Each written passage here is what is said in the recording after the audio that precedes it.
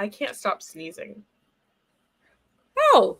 I think I don't know what it is about this corner of my room, but I literally for the past 5 minutes, it's just been nonstop. Wow. Well, hello to you too. Um, but you know so many words. I'm always in It's awe. my bloodline. Lyric Swinton, how are you doing? That feels like a threat these days when people ask like, how are you doing? You know, like, I'm gonna be honest, and some of you have probably noticed that I haven't been on Twitter a lot recently because I ain't got nothing to say. I'll be honest, y'all. The world has. It's not that it shocked me or anything. I don't have anything to say, and I realize that the rest of y'all also don't have anything to say. But y'all just tweeting through it, and I see some of the things that people are saying, and y'all talking crazy. Okay, it's just the stars are not aligning right now. I need to get. I just need to pull myself together. It's not every day. I just don't have anything to say. I wouldn't do a dog the way that they've been doing me lately. Like, I'm not even going to try to cap with you. I left my wine downstairs. Now I'm mad for real. I forgot. It's okay, because I have to get up in a minute. When my DoorDash order gets here, so I just do both. DoorDash is crazy. It's 10 p.m. What you get? I haven't eaten. It's Wingstop. I haven't eaten all day. I've been so obsessed with Wingstop the past couple weeks. I've gotten it like 3 times, and I never used to like it. For the first time in my life, I feel so ashamed because I don't really try new things. Period. You know, my friends are like, "Oh, yeah, let's go to Wingstop." My life has been changed. I'm gonna be honest. I'm gonna get it tomorrow. I don't like Wingstop wings. Wrong. It's the chicken sandwich for me. Like Wrong. They have that chicken sandwich and it is so good. And I dip it in ranch and it is so good. You can get it in different flavors, obviously. I've only gotten lemon pepper and I've gotten the mango habanero, and I thought that was great. But I really like the lemon pepper. That's the one I get all the time. I get like the sweet honey garlic. Oh my god, that's the reason to stay alive, kids. It's really the reason. If you're looking for some for a reason not to kill yourself, Wingstop is up there. Okay, we don't have a whole lot going for us at the moment. All right, guys, but try that first. We'll see what happens. And circle back. Okay? Well, speaking of reasons to stick around, guys. People try to shame me for this. I mean, you can't shame me if I'm not shamed. I recreated the soup from Olive Garden. Everybody clap. Oh my god! Y'all know how many damn times I've heard about this damn soup. Yes, but not on camera. We haven't been sharing our opinions with the public lately. Good for them and for us. But I feel like we got to give the people a little something, you know, when we're on screen. Okay. That's fine. But I want to acknowledge Wingstop kind of gives me the ick. I can't lie. It gave me the ick, and then I had it, and I was like, hold on. My first introduction to Wingstop was Rick Ross, so I was a little cautious. Accusations. False accusations. So I was a little cautious, but yeah. Sorry, Lyric. So you were Lyric in this damn soup. Thank you, Chloe. Talk about it looked good. I wanted to. Do y'all want to see it? If enough people say it, I'll put the picture up. Don't enough people do that. If enough do not give her this vindication, y'all. I cannot stress to you say they want to see how many different settings she has used to talk about this damn soup. Okay, y'all want to think you Lyric? They're gonna think you got a brand deal. I'm working on it. We should speak that into existence, okay, guys? Because honestly, Black Girl Wrestling. Also, if you're not subscribed to Black Girl Wrestling, go subscribe. Otherwise, I'm gonna call you everything but a child of God. But if you're not subscribed to Black Girl Wrestling, go subscribe. But I was gonna say we're so close to monetization, right? Yes. And we're so close to like ads and shit. We should start talking about who are our dream ads and partnerships. Because at this point, I think I can gaslight a couple of white companies into giving me some coins. So, whose money should we take? 5 minutes and 29 seconds. That has to be a record, Danny. For what? I mean, to say something crazy. Like, just say something. Y'all think crazy. that was what? How was that crazy? You know what? Right. You know what? I really do. I mean it. And later we're gonna talk about what y'all are getting me for Black History Month, but we will circle back. First off, Lyric, who would you want? Whose money should we? Who should we lock in on? And who do you think, like, who's the dream? And then who do you think is reasonable that we can convince us to give us some money? Olive Garden would be a really important one for me. Like, I think that important. That would be deeply awesome. Personal. That would Deeply be awesome. personal. My close personal friends, Olive Garden, over at Olive Garden. What else would I like a sponsorship from? Raytheon is crazy. The BlackRock sponsorship. What's a good trying to think, like, what would I want a lifetime supply of? I have my answer. Sorry, your Olive Garden is my Culver's. Ooh, okay, that's fair. Yeah, Culver's, if you're watching, honestly, you can slap me about 2 pennies because I do the promo for free. I fucking love Culver's. Swear to God, them concrete mixers. We're keeping a running list of reasons not to kill yourself. At the top, Wingstop. There's a better way we can say that. There's a better way. That's what I was saying, to stay alive, but sure, your way works too. Oh, is that worse? Trying to keep us upbeat. Guys, look. Oh my God. Oh my God. Look at it. Oh my goodness. Wait, hold on. You need to see this. Guys, look at that. Like, just seriously. This is amazing. Like, it took a while. It was a labor of love. But I'm really proud of how it turned out. You really got to get the ingredients just right, you know. Here. Oh wow. I completely messed this up. Hey. Well, yeah, Danny actually dropped off during that time. I think she's really upset that I took that opportunity. Oh, she's back. Put me back in. Hi. We're gonna damn guys. Stop asking about the soup. Stop asking about the soup. It's Zuppa Toscana. It's the Olive Garden, but I got a special recipe from a Black lady. That's what I like to call it. She added a couple new extra. She added in a few extra things that they didn't have the first time. Added a special je ne sais quoi. Je ne sais quoi. Je ne sais quoi.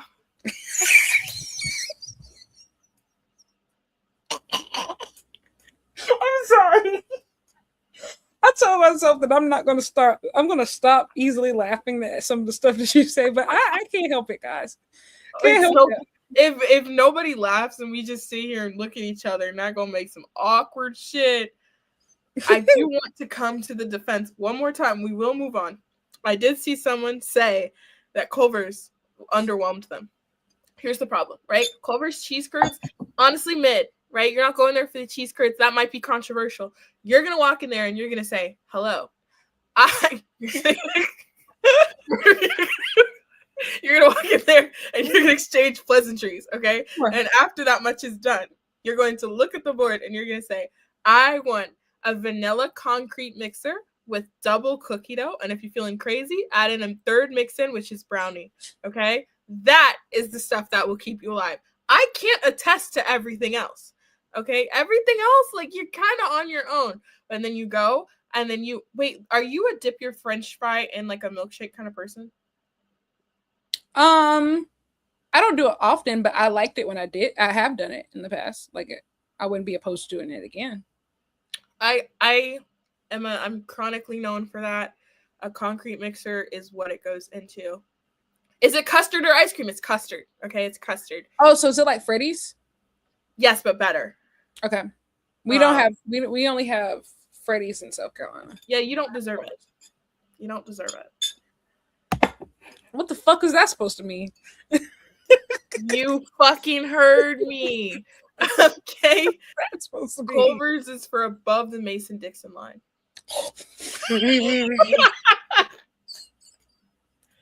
Okay.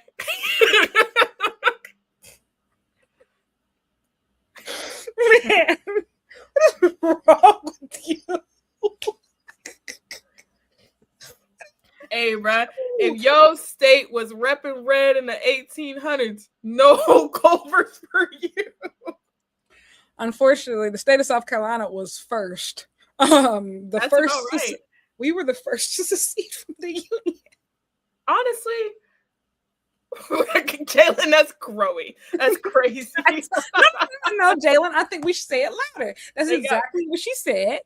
Over in the chat here, that's exactly what Danny said. She said that the South doesn't deserve anything, like it doesn't have the highest Black population in the country. The highest concentration of Black people. So are you saying that Black people don't deserve Culvers? I said Mason 69. But if that's how you want to take it. Oh my god. I'm also hearing reports that they have them in Tampa now too. That's fine. They have them in Nashville when I went. That's fine. What I'm saying is that at its core, in its essence, Culver's is Midwestern. That's what it is. That's the whole point. It comes from Wisconsin. That's where the cheese is from, bitch. Okay. So as long as we don't lose that,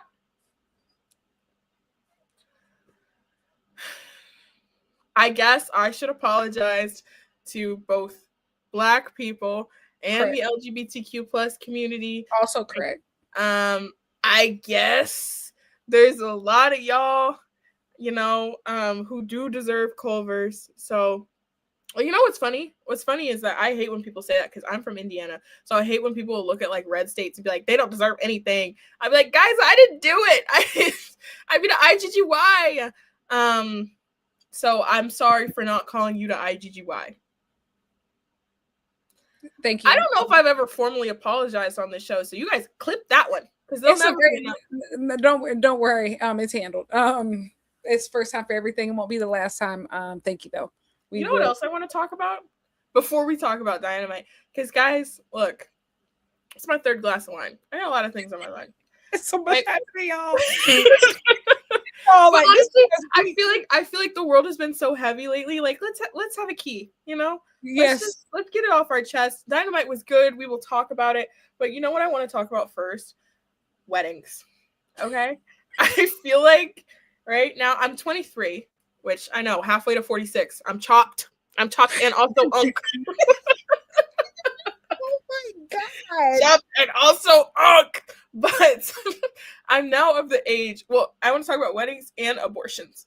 Okay. So first abortions, I actually think that's easier. So I feel like 23 is like such an interesting age where you have to start doing check-ins with your friends to say, hey, if you got pregnant right now, would this be good news or bad news? Would this be you're absolutely correct. Because I feel like up until this point, right? Like, shut up, Jalen. I feel like up until this point, right? Like when you're like 19, 20, that answer is a lot easier, It's like, but yeah, that's a good. Yeah, you get you get around this age, and people start being like really happy and like family planning and shit, and you're like, oh, you want this baby, Yeah.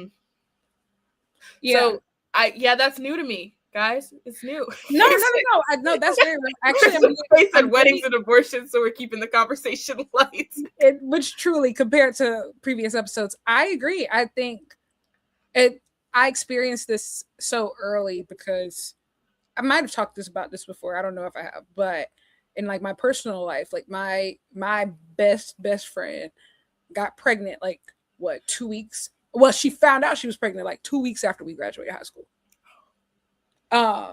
And I remember it felt like the most catastrophic thing. Then she decided to keep her. And I said, whoa. And so it was such an interesting experience for me because I'm as you could tell, probably, I'm a very hands-on person. So like, even if I don't agree with your decision, if you say we're having a baby, we're having a baby. I'm in the village. So I would be on my college campus in student government meeting, babysitting. I have a baby on my hip while I'm babysitting because and so it's funny. My goddaughter's about to turn 9 next month, but it's so weird because that happened to me when I was 19, and I'm 27 now. Damn. And somewhere around how I say it, probably 24, 25, people around me started having kids for fun. So That's why I'm like, when they told me, I would react like, I'm so sorry.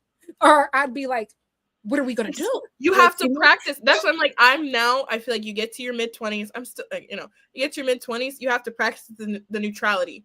It's like, because my first instinct is devastation. I'm like, oh no, diva down.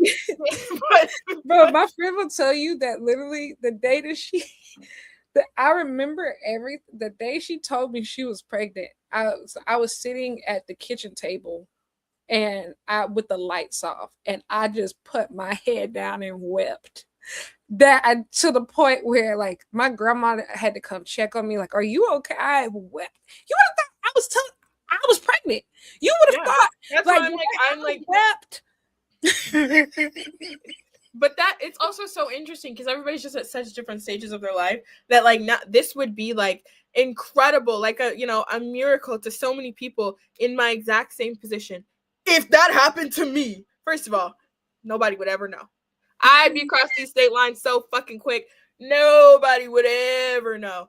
But I've got to practice my poker face and wait for them to react.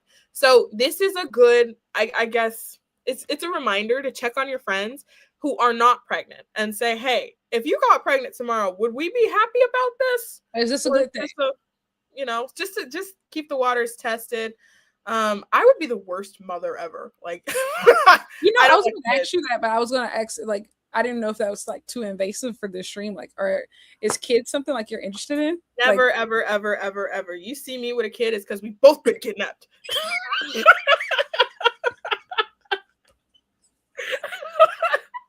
We can't keep this stream up. Oh my god.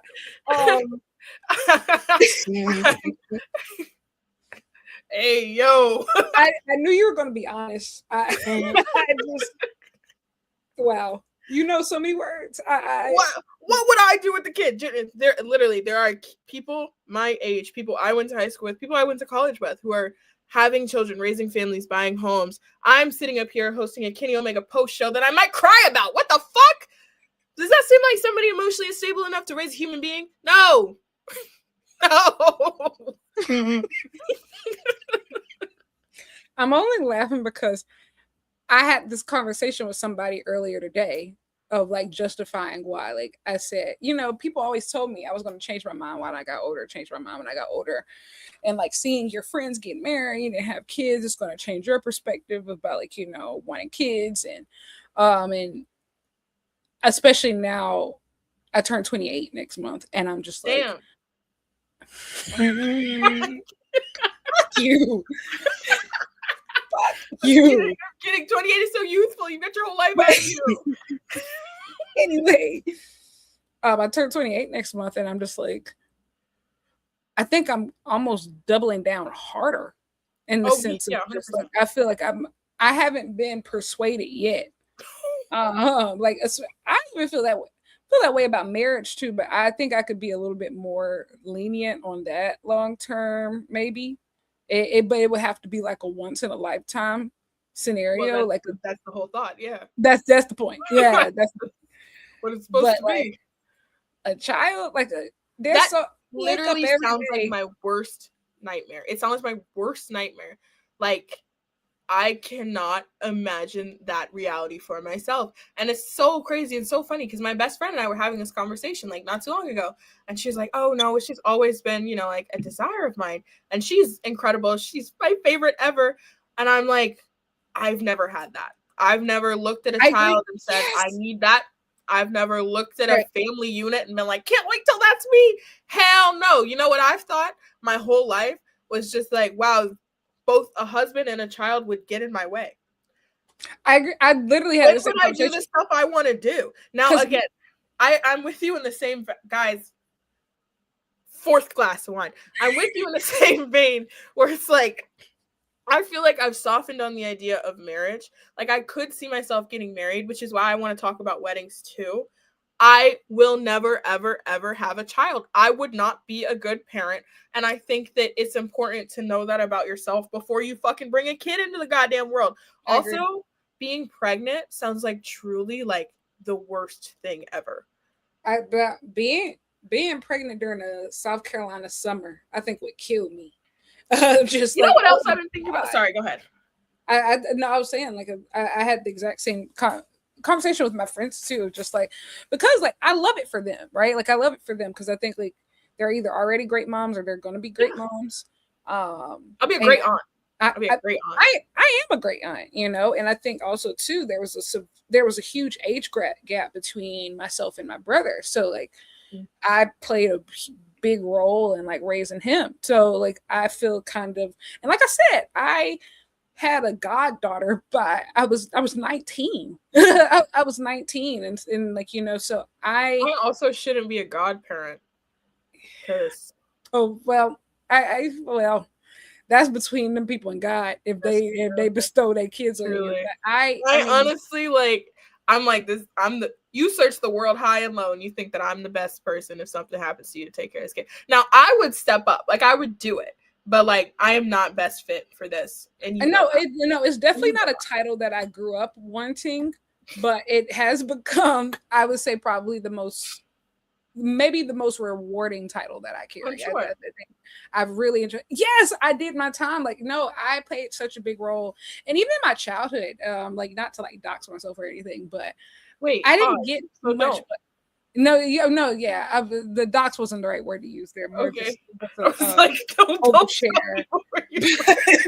Overshare was probably. You remember that one time you were like, guys, I'm on this plane. Who else on this plane? No, don't bring that up. I don't bring that up. I know what you're talking about. Just don't do it. Don't do it. It's okay. I admit that I fucked up that day.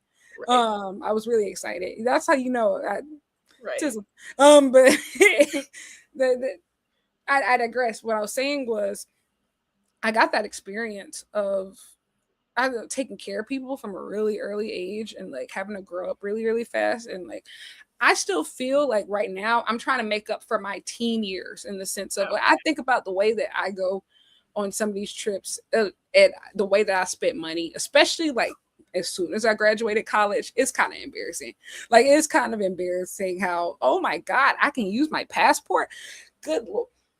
I know I'm always ain't there to get dusty. There's always going to be a part of me that is going to be that irresponsible. And I don't think that you could be that irresponsible in good faith and have children. Like Jalen said, kids deserve parents who want them. I don't want them. So I think that kids deserve better than me. They deserve better than me. So I won't be that. You tell me just literally, like, for example, I don't got my priorities in order. I was going to say, I don't got my priorities in order. Right? You tell me, oh my God, let's say it's August, right? It's August. Beyonce has a tour date and Kenny Omega wrestling in Wembley, but oh, my kids gotta go back to school. Clothes. Okay. Can I help you, player? You didn't grow that much. Okay. Whatever, nigga. Oh my God. Like, I'm not a god. I'm not a god. Our worst, I'm gonna be treating you in ways I won't treat myself. Yeah. We'll go to a thrift store for sure. Lyric, oh, have you suggested maybe saving some money and flying Spirit? I'm just not going. And I realize I'm too bougie for kids because I barely got enough for me. All right. And also too, like the thought of traveling with kids, like especially international, like no, I can't even Lyric. This is literally nightmare fuel for me. Sounds like the worst possible situation. I think it's just because like I already know you'll make a school of absentee parentism. Exactly. I'm gonna do exactly what he did. I'm gonna drop that kid off. I'll see him about 12, 15 years. I'll see you in the dome, nigga. In the Tokyo. And not a minute before. Tell me to delete this number. Other thing I wanted to talk about, I guess we homeschooling. You guys are funny tonight. Maybe I'm just drunk. Other thing I wanted to talk about. No, they're funny. Sorry, I didn't mean to imply that you can only be funny because I'm intoxicated. You're all funny. Even though some of you are men, I'll allow it. What was I gonna say? Weddings. Weddings are the other thing because I was only just talking about this with my dad, but I was like, I feel like, right? There's like, we've always had like bridezillas, right? Or like that term or like whatever, of people who get really, really obsessed with their wedding and want to control every minute. I feel like that's an extreme. The vast majority of people are not bridezillas. Like, but I feel like with the rise of social media and everything, the standard has like increased. You know what I mean? So nobody's like as extreme. It's not like everybody's flocking this way, but everybody has taken a step towards, no, this is my wedding. Everything will be da, da, da, da, da. And I just don't care about enough people to go to so many weddings. And again, everybody's like, no, you hit your mid-20s, it's just wedding after wedding after wedding. I don't plan on doing that. And it's like stupid shit where it's like, oh, everybody wants to do, we're going to do a bachelorette trip. We're going to do this and we're going to do that. And it's like, I don't actually like you that much. And my problem is I will be the person, I will kill the vibe. You'll ask me bridesmaid, ask me to be a bridesmaid. I will say, I don't know you like that. That sounds expensive. Danielle, you're one of my closest friends. Really? So I just like, I can see you doing that to me.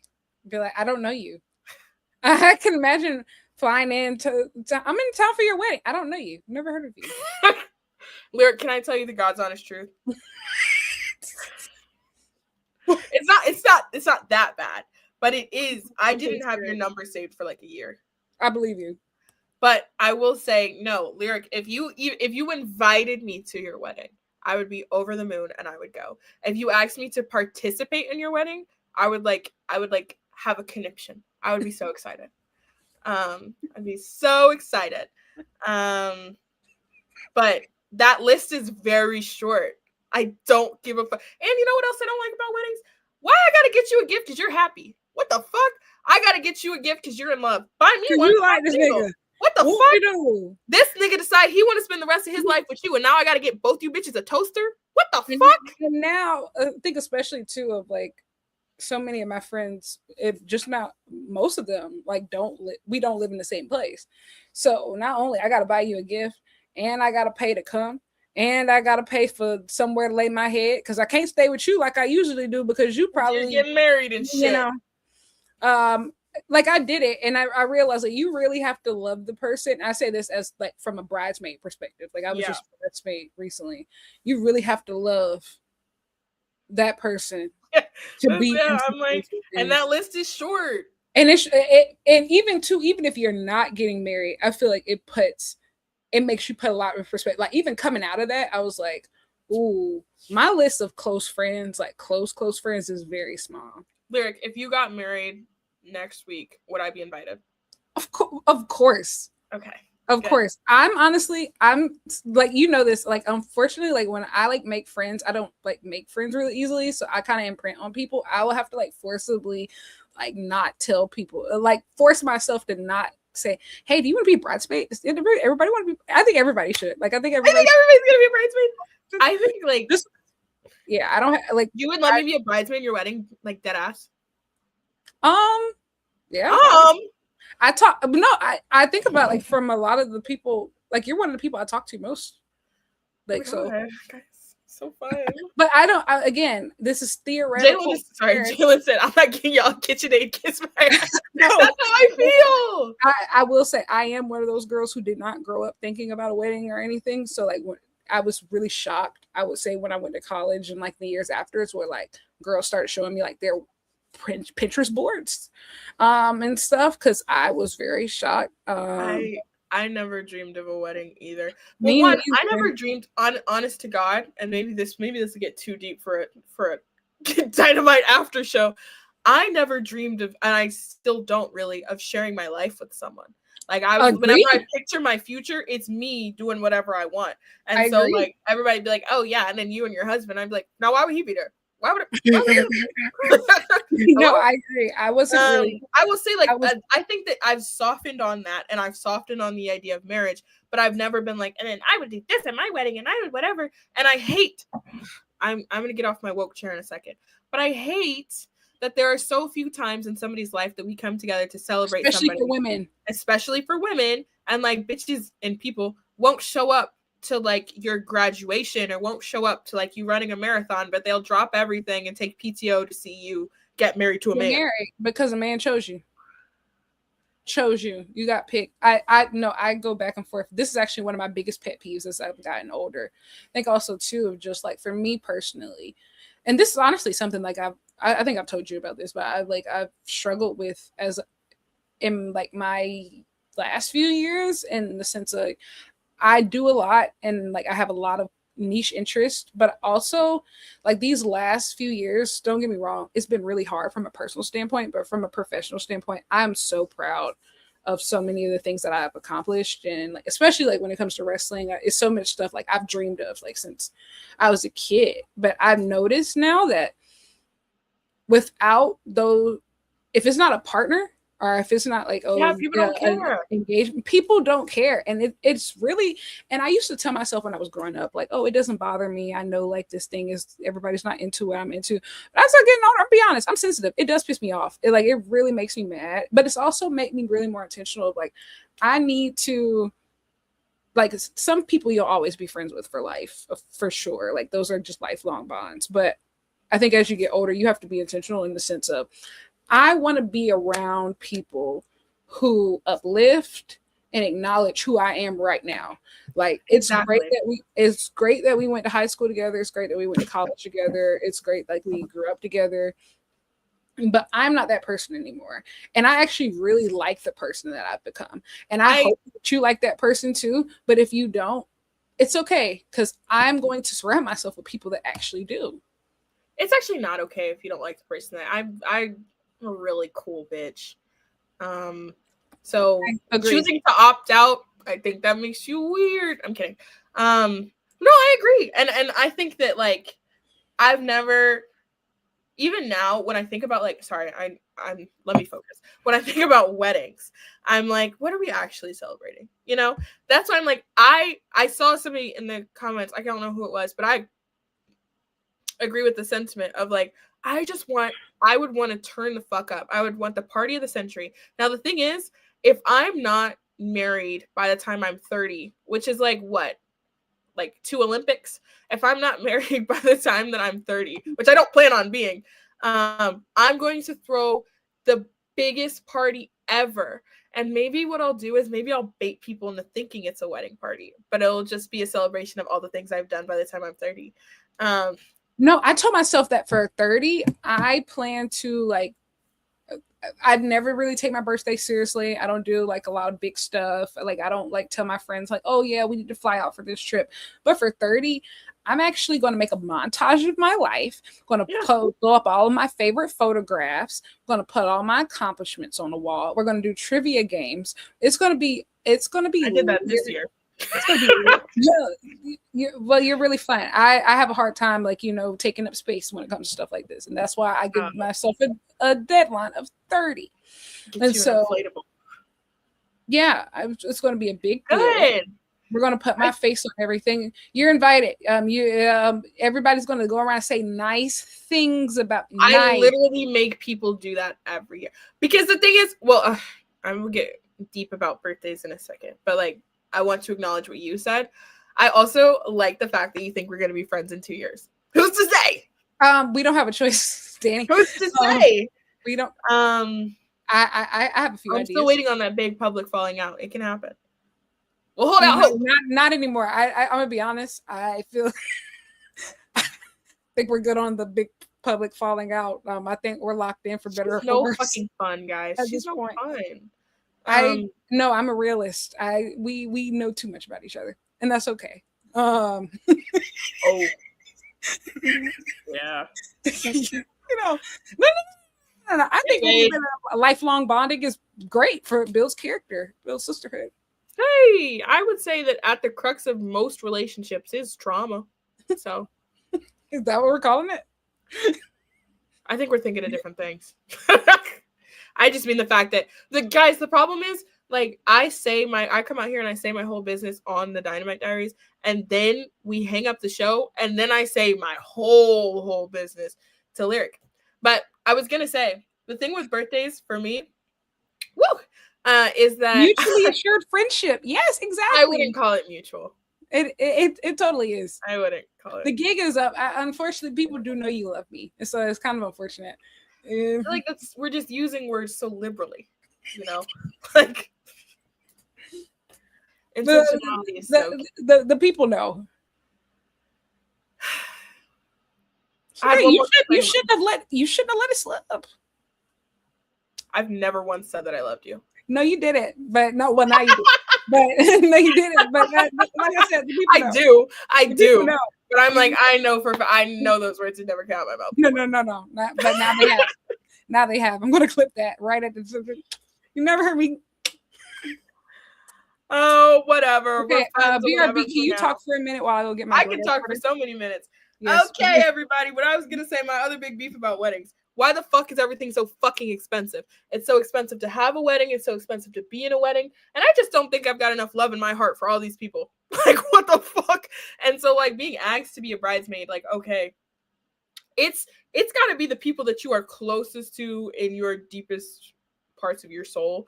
Because, like, if you're asking me to take off work to come to your wedding, you usually take off work to come to your bachelorette. I've got to spend all this fucking money on hair, makeup, like all this different shit. Like, and I have to get you a gift. And it's like so time consuming and it's so financially constraining that you have to really love that person. I think that list is very short. I can think of 5 bitches off the top of my head and 2 of them are his sisters, right? I'm not gonna be everybody's bridesmaid. 2, I'll go to everybody's wedding because I like to party, but I'm not gonna be everybody's bridesmaid. And then the idea of like being a bride. Oh my god, guys, that's so scary. The idea of being a bride is truly like a devastating thought to me. I think a wedding could be fun. I've softened on the idea now. I used to be like, I'm never getting married.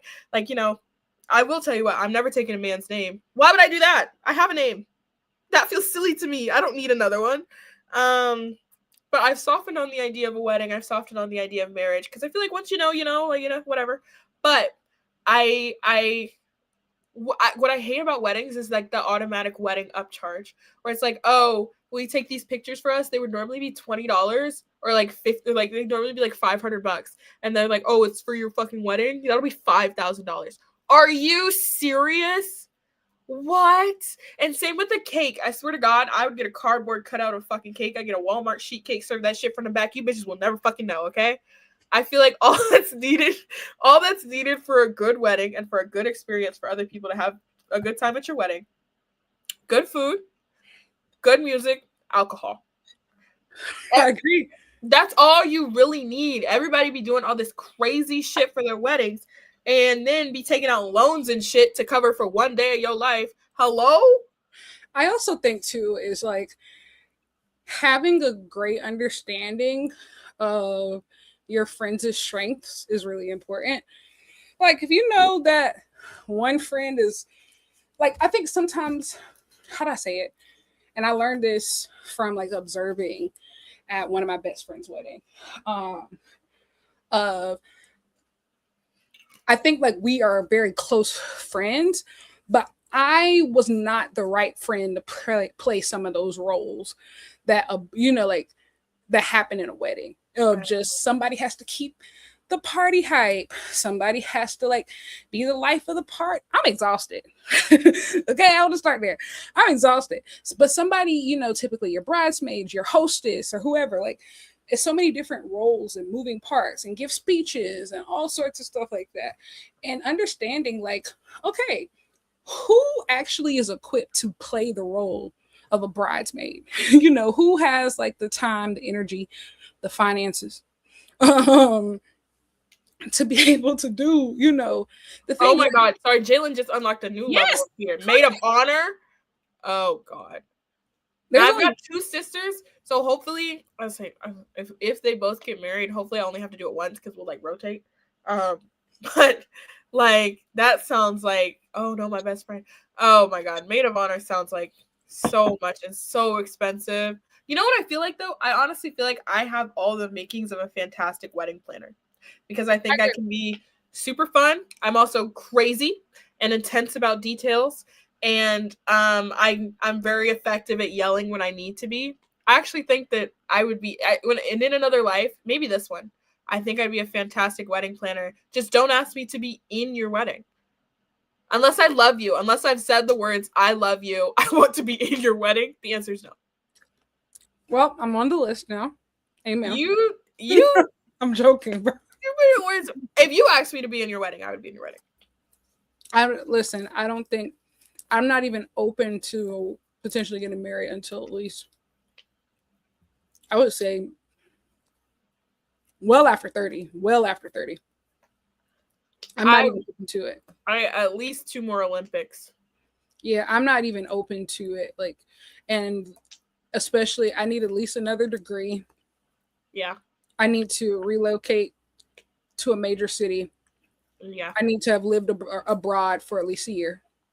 See, I'm okay with doing like a long engagement though, because I feel like what gags me is when people, you know what, and I hope I'm not offending anyone in the audience, but what gags me is when niggas, I mean people, will get engaged, and then like act like, oh yeah, like act like you're not promised to each other in the same way that you are when you're getting married. Like an engagement to me is this, that's like once you're fiancés, you might as well be married because you're saying, no, yes, I want to spend the rest of my life with this That's person. how it's supposed to work. But so I just don't get when people are like, oh, did you ever hear that episode of the Dynamite Diaries where I went into the concept of a shut up ring?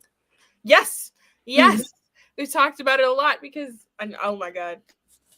I hope I know there's not a man alive that thinks that would be effective. I don't shut up when I sleep, let alone talking about shut up. Anyway, I'll eat resting had a show tonight. Dynamite. Guys, Stella Rosa Black is the drink of choice. Here's the thing, I don't even love it. I was about to say it's a little too sweet for me. Well, I love sweet wines, but this one, for whatever reason, don't love, but it's getting the job done. I don't love this visual either. This looks like I have a problem, so I'm going to set this down. I feel like Stella Rosa, I've outgrown it. She thinks she rich, everybody. That's what she thinks. She's too good for Stella Rosa. It's not even like Stella Rosa, the brand. It's just more so like the style of. I realized like, oh, I don't want to be that type of wine drinker that only drinks sweets. I do. I have a sweet tooth though. But you're gonna evolve. Huh? You're gonna evolve though. No. You're not always going to drink. I'm not even saying it has to be like super bitter, but it's just like I have expanded, I think, my wine tastes and preferences. I think I'm too stubborn to ever change, for better or for worse. That's fair. Because I did a wine tasting when I was in Italy, and I was like, oh wow, I hate dry wines and I hate white wines. I've never done it. And then I did one in Greece, and I hated it, and I hated all of those, respectfully. I've never done a one here, like really. I did one here like 2 weeks ago. It's funny how different they are, different places. Because in Italy, they were like, here's all these different steps. In Greece, they're like, here's all these different steps. You're supposed to swirl it around and then smell it and then drink a little bit and then spit it back up. I was like, I'm not doing that shit. I've done a tequila tasting, and then I've done a beer tasting. Ew, I hate beer. Okay, but here's the thing. This is my origin story. So the first time I ever studied abroad, like I had to pick, like we had a partner with no, actually, I actually didn't pay for this trip, thank God. But I had to choose between 2 trips, and because I only had time for a winter semester, which is 2 weeks. So I had Spain or Germany. I ended up picking Germany because I used to have like a resident from when I was RM who was from Germany, and we used to talk a lot. But the only class they offered, it was strategy and brand management in the craft beer industry, like in the beer industry. But the thing, so my introduction to like that was the best beer you could think of, which is Germany. So we were having tastings, and like, no, I'm gonna be honest, I could see why you think beer is disgusting. Beer in Germany was a delicacy. It was amazing. And it was so believe you that it was better there. I'm just like the opposite. I'm like, I'm traumatized by it. Beer is disgusting. Well, have you tried this kind? Have you tried this kind? No, because they're all fucking nasty. And I feel like alcohol is the one thing that I feel like I fit into every stereotype about like women because I'm like, no, it needs to taste like juice or I'm not drinking it. Like that. Somebody was like, "Oh, tequila tasting is a wild." It is wild. Somebody said, "Have I had blackberry wine?" I haven't. Is it good? It is good. Duplin has a good one. It's a winery down in North Carolina that they distribute in the South, but they have a good one. But tequila tasting, they have it. I did that at the Forbes Under 30 Summit. There was a, she brought this up so she can talk about her study abroad in Germany and her first Under 30 thing. When I went to common folk, when I went to common folk. When I was a Forbes Under 30 scholar in 2019, there was one of the sponsors was Tequila Herradura. They're the one who have like the horseshoe on the bottle. And so I'm gonna be honest, I was supposed to be in sessions, but they were like, yeah, there was an app. So it was just like, yeah, over in this part of the hall, there's free tequila over here. I said, bet. And I was still in college and it was homecoming week. And I was doing this when I wanted to be with the rest of my friends who were getting drunk literally every single night of homecoming week. So, I went but it was really fascinating though. I learned so much about like how tequila is actually made in agave. And I learned about like the differences between like the different versions because, like there's the more clear looking one and then there's the more yellow looking one and then there's brown tequila. I didn't know about none of that. I didn't know about none of that. I know like there's different ones, but I didn't know like what are the, so I like that they finally like explained it all to me because I didn't know that, liquor. Liquor. There was another girl. I can't do vodka, so I would probably enjoy that. I'm a tequila girl. I only like vodka when it's in things. Like I don't really like it on its own. Because the first time I ever drank, I got alcohol poisoning, and it was vodka. So I was traumatized. I can't do it again. What brand was it? Oh my god, I can't remember, but it was literally, I think it was Pink Whitney, and it was because my sister and I we drank at home because neither one of us had drank before, and we didn't know how to drink, and we didn't know you were supposed to mix it with stuff, so we were drinking straight vodka, and like a lot of it, and it was a whole thing. I want to talk specifically to Pink Whitney, Svedka, Ciroc. I can taste it. No, hey. What? I got a butt in about Ciroc though. Green apple Ciroc. Shut up. Anyway, New Amsterdam. What you mean? All of you. You know what? I want you to know that I just want you to know everything attached to you will fall. I want all of y'all to know that everything attached to you will fall. If you work for Svedka, you're terrible. You're a criminal. Yes, I was about to say something even crazier. I know what you're gonna say, but I agree with you. You know what my friends and I drink now that like what we drink every time? Soju. Oh my god! Yay! Is my favorite drink of all time. Green apple soju, peach soju, white grape soju, and it has a high alcohol content. You mix that shit with lemonade, you were turned up, not even knowing why. I wonder if they sell that at the Asian grocery store. They do around here. Here they sell it at Kroger. So wow, yeah, guys, if you've never tried soju before, trust me on this one. Yeah, that's who should sponsor us. It should be Culver's, and so I don't know what the brand's called.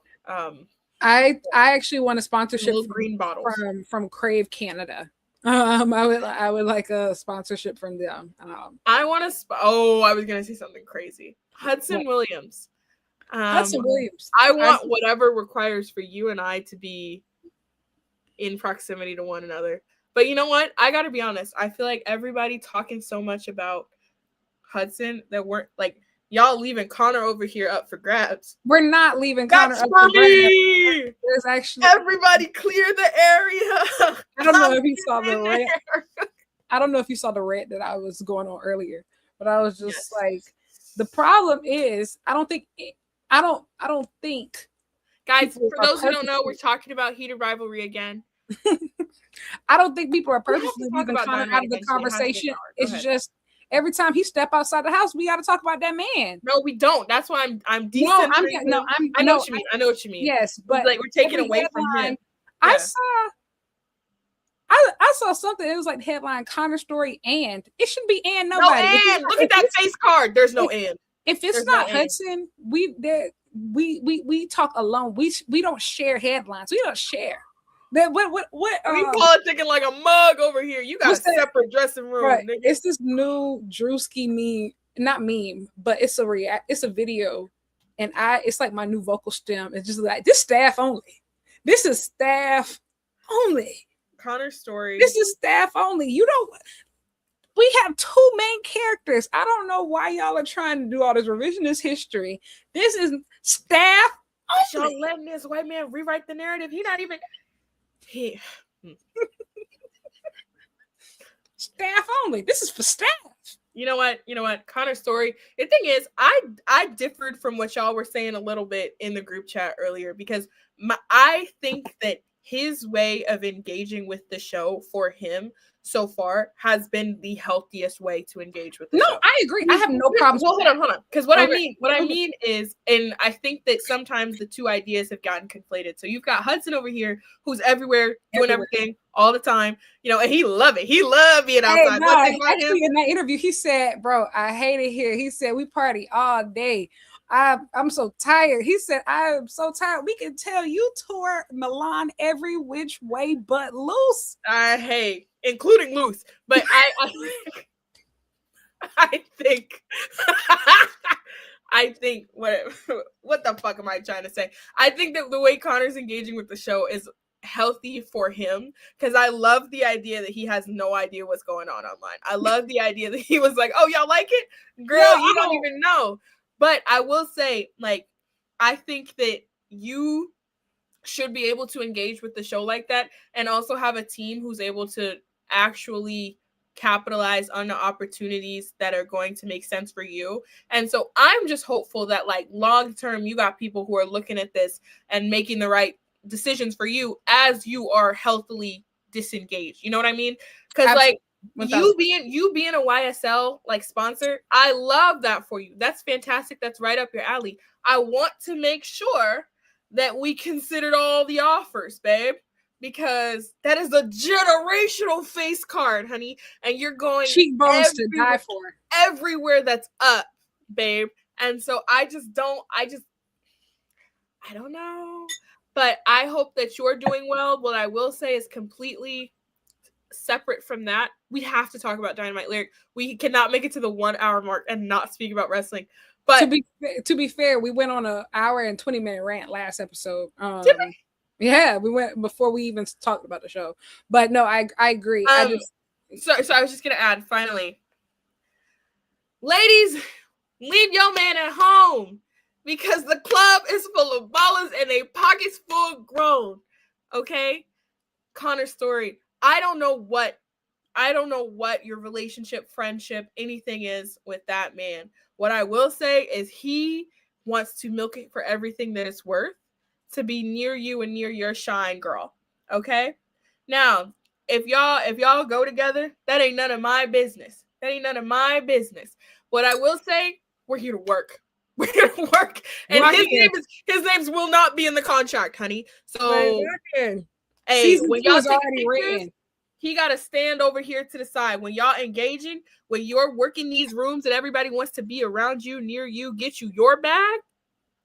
It's so funny, man at home. ASAP had a conversation about that, like between him and Rihanna, and talked about like that's why they work so well is because they had an understanding of that. Like separate lives, separate brands. This is business. Listen, Connor Story has jumped up so far on the client list to where he's up there, unfortunately, with the wrestlers, like my monkeys, like in my real circus. In my real circus, like I feel like with the fandom circle, sometimes I dabble every now and then. I can't get down. Auntie can't get down with y'all the way. Auntie can't get down with y'all the way that I used to because I don't got no energy. But these two,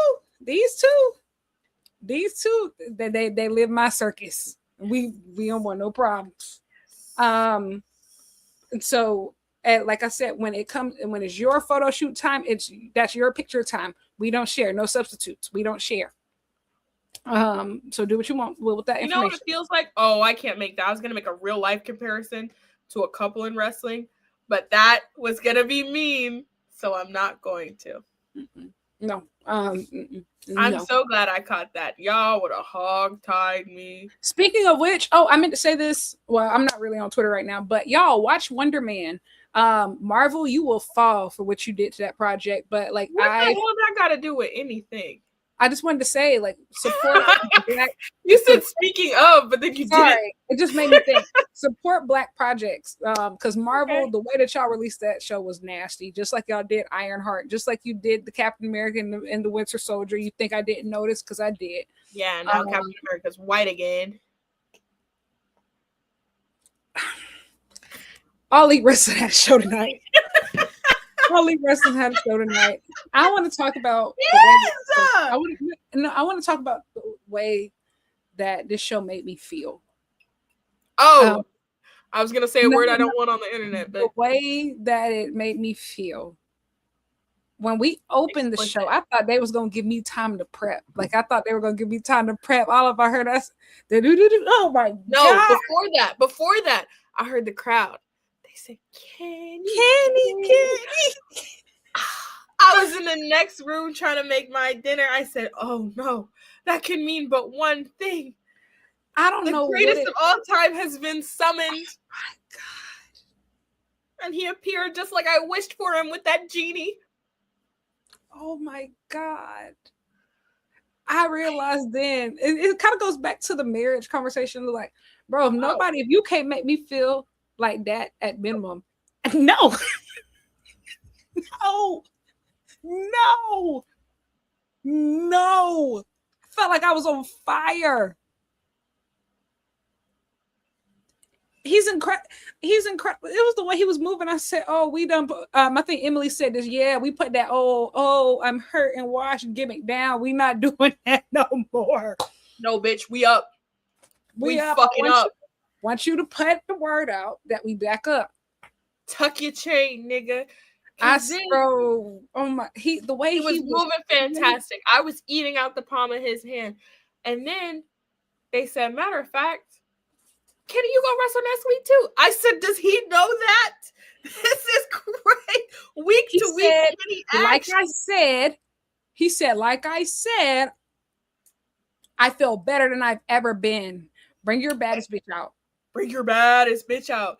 And it's like that clip of Beyonce, and she's like, "I'm here to work. I don't eat. I don't sleep. I'm here to work. Yes. Baby, it's tax season. He can't write unemployed on them forms. He will be making that money back. Thank you." But you know what else gagged me? What else got me? Was that then Tony Schiavone, I don't know what the hell was going on, right? Because he got out there, he looked like he was reading off a teleprompter that was repeating, so that was a bit odd.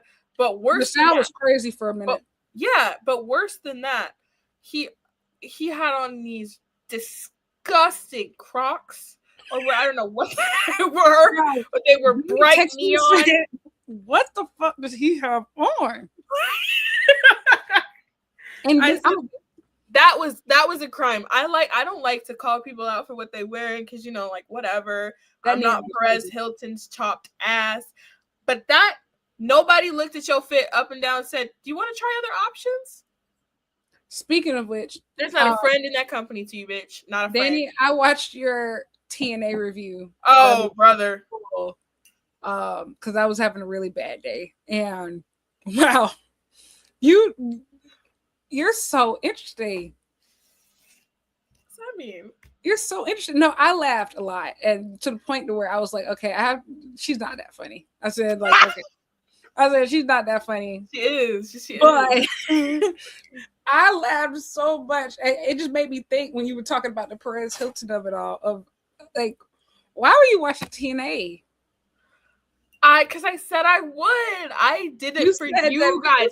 I watched the first episode of Total Nonstop Action's Impact 2 Thursdays ago because I was trying to serve the people so that you guys wouldn't have to, so that y'all could know for real. Because also you're gonna have people on the timeline who gonna lie, right?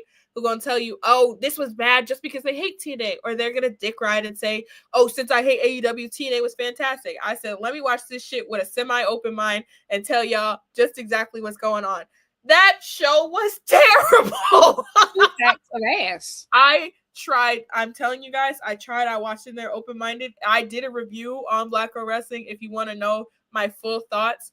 But I texted Lyric as I was watching that show, and I was like, oh, because Matt Hardy had been like, oh, we coming up to that number 2 spot. We coming up to the number 2 spot in the U.S. I texted Lyric. I said, All Elite Wrestling, your spot is safe.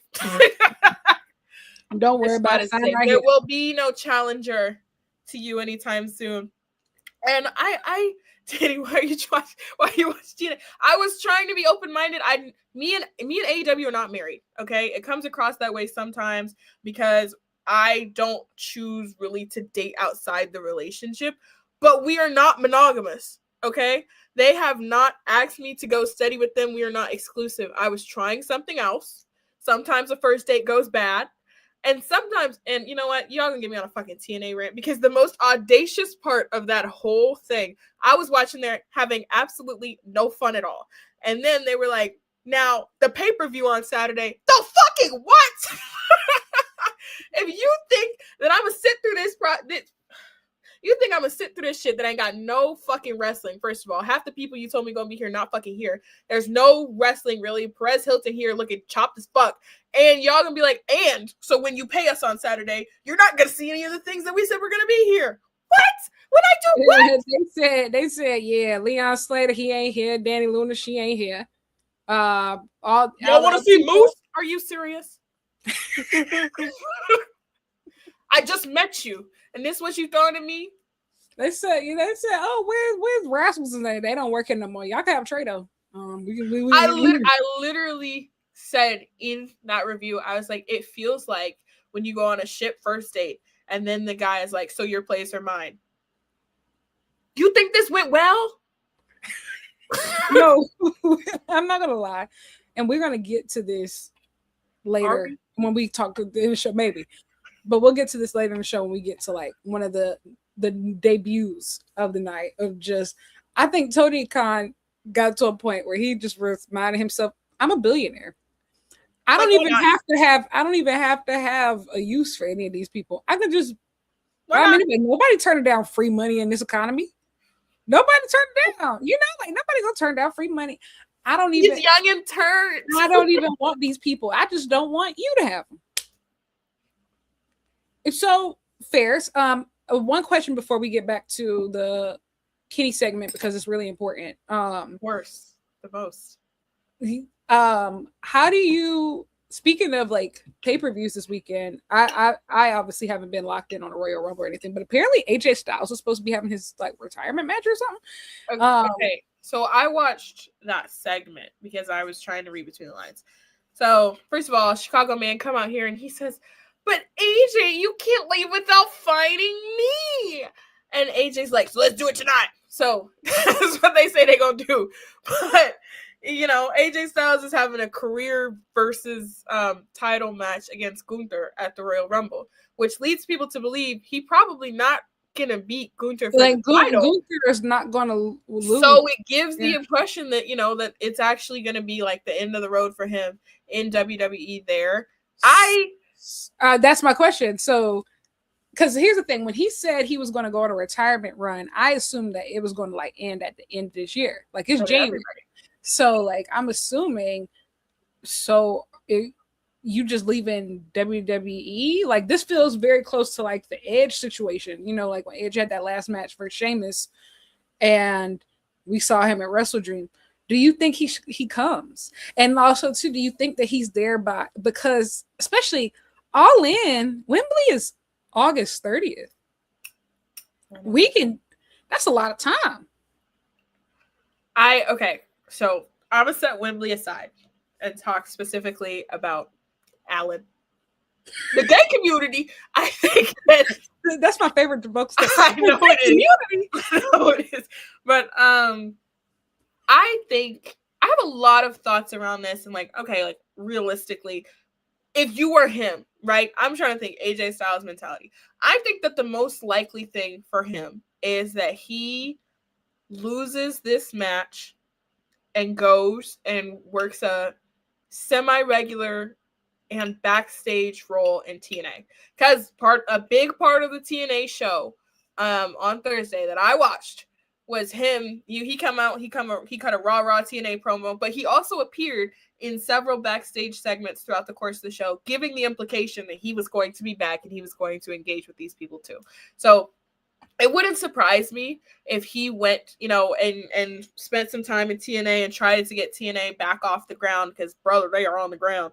But do I see a world in which AJ Styles is all elite? I would like to. I don't think so. I think that he is. I think he got fed, tattooed across his chest. And you know what? Some people they live like that. They like living like that, What I will say is, I know William Peter Charles is set up somewhere. Did you see his Instagram story? He said, "The greatest of our generation. I love you, big bro." Oh my God. I said, if I don't believe in nothing else, I do believe in him. And I think the AJ thing is like, it's so weird because yes, everything he says is super fed soldier, but also at the same time,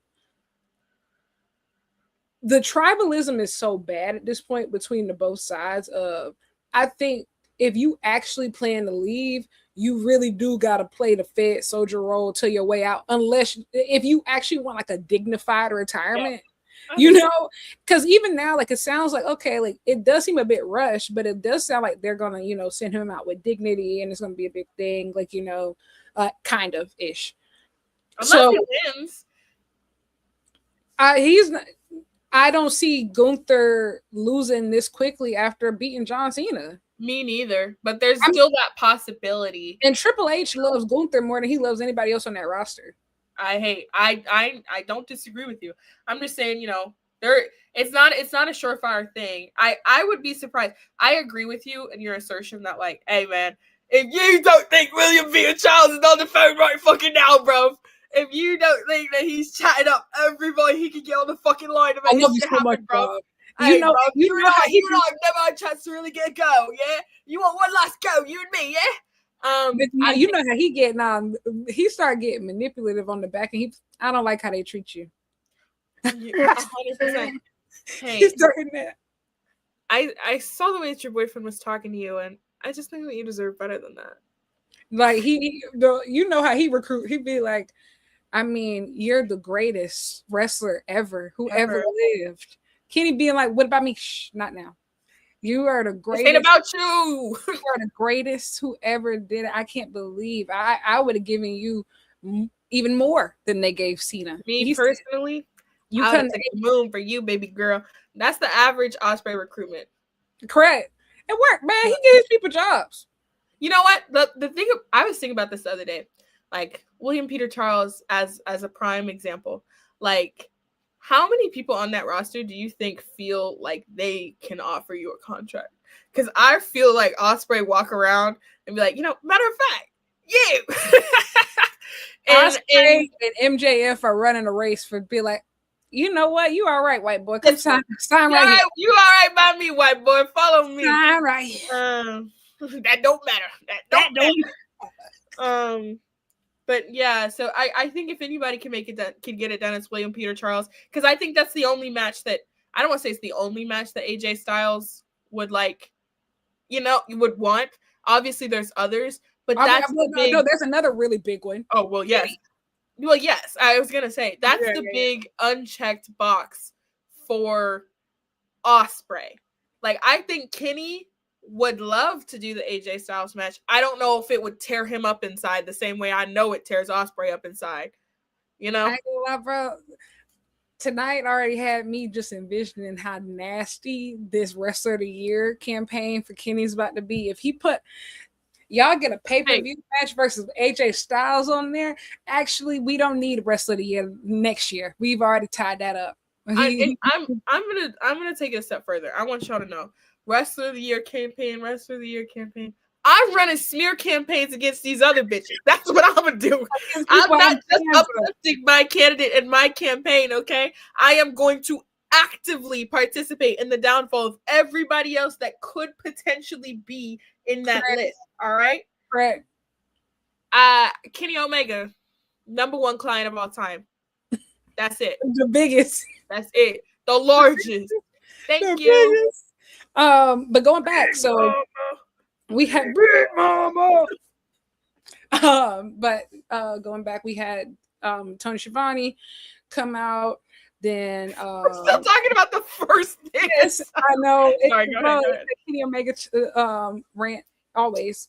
But after that, we had Hangman come out, then Swerve come out, and then hey man, bro, this world title picture. What do you want me to do? I'm not supposed to act like this. We not watching the Clash of the Titans right now. And then you got to think at the end of the episode, we added more people. I'm locked in. When the camera, the way that it was shot, bro. And then the thing is, bro, Kenny is so messy. Kenny's so messy because he even seems like you're looking for a fight. But the thing is that he knew that wasn't even really what he wanted to say. He took that dramatic pause. I know what you want to fight. Mad that your boyfriend has eyes for other girls. I was here first. What are you gonna do about it? And then the shot of Hangman caught in the middle like Bambi. I said, "Oh my God, this is cinema." I said we are getting back to our roots, all elite melodrama. This is what we are here for. Really? And then we got all these different, I just feel like intersecting storylines. And so to the point where I didn't even hear them say, so Joe, the winner of Andrade and Swerve is going to face Kenny Omega next week.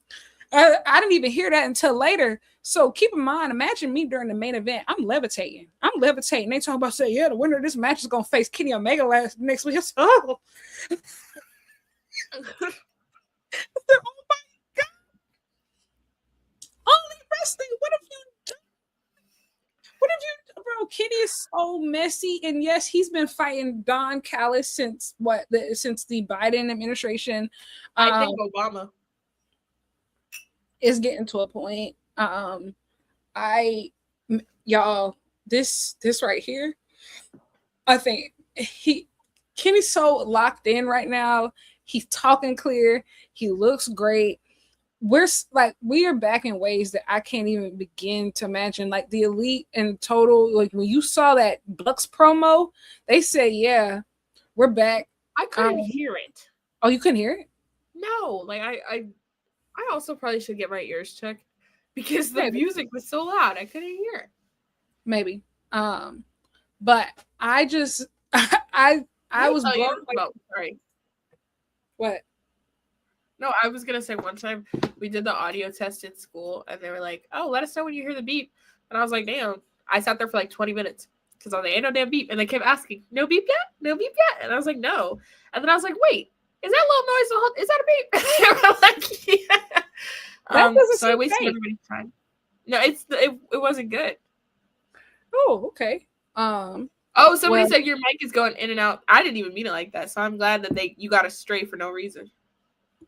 Brokey. Well, it was my mic going in and out. Well, wow, you learn something new every day. Well, it can't keep up with her Kenny Omega praises. y'all know me so well. It's getting a little bit sacrilege. I gotta praise him in the morning, praise him in the evening. You feel me? My God. Also, we'll get there. I had something to say about that, but about God?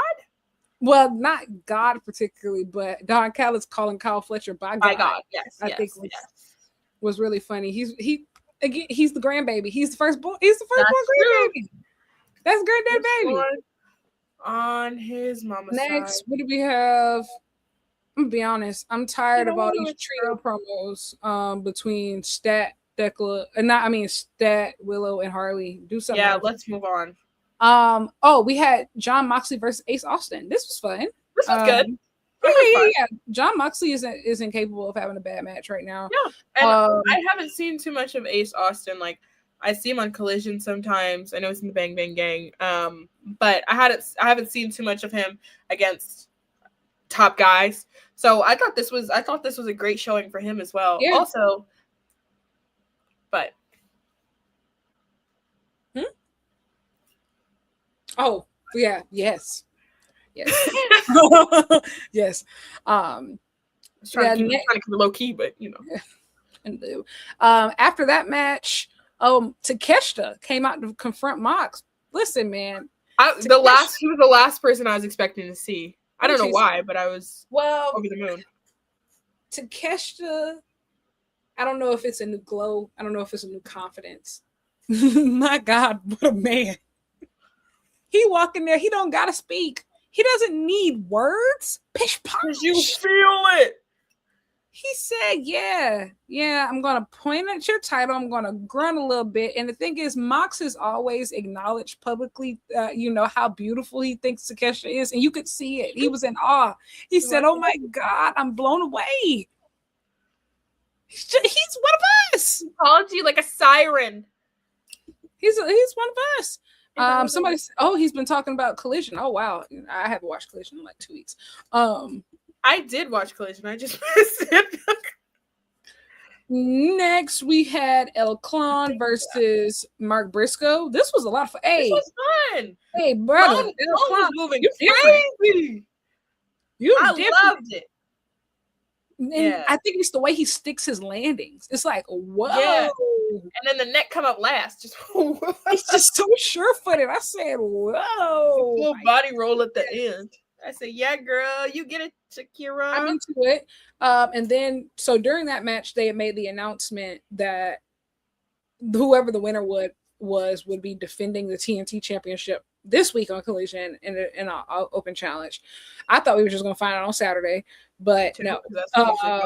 And Mark Briscoe's like, yeah, whoever it is, it can't be in the Don Callis family. I said, you know what? Hell yeah. And I think we've gotten to the point, you gotta start saying that too. And we done signed so many people to the point where I feel like in his mind, Tony Khan has already sorted at least a third of these people into the Don Callis family offer. I'm just like, okay, some of you will be collected. It's getting ridiculous. But what I do love is that you can tell this year the shift that the Don Callis family will be the big bad of the year. Like, because there are so many people, they are impacting literally every segment of the show except for the women's division right now, which I think is probably their biggest untapped opportunity. Yeah, it should be a matter of time. Yes, like I think somebody like Megan Bain. And what I love about the Don Callis family, to be honest, is that even though it has so many, the thing that helps it most is hierarchy. You have, like, the role players know they're role players. Yeah. The guys they're trying to get over know they're guys they're trying to get over. The stars are the stars. You could tell, like, and there's hierarchy involved. So even as they're adding more people, everybody is not equal, which I think is amazing. And key, because I think at some points last year we struggled with that, right? And I've said it before, but like, if y'all say, oh yeah, and members of the Don Callis family, like, we had to get used to the fact that y'all saying members of the Don Callis family don't usually mean Okada. It usually mean that you gonna bring out, Josh Alexander, you gonna bring out, which isn't, that's not a bad thing, but I think it was important to, like, you had to put that in people's heads and to temper those expectations too. Two things I wanted to address in the comments. One, somebody said, y'all not Collision cowgirls. The thing about Collision is that it's 10 p.m. on a Saturday and I'm young and turnt. Yeah, but I think I love the fact they have an A squad, they have a B team, they have a stud. Listen, they bench is deep as hell. They can get they still got shooters on fourth string. I can't say nothing to them. Can't do nothing with them.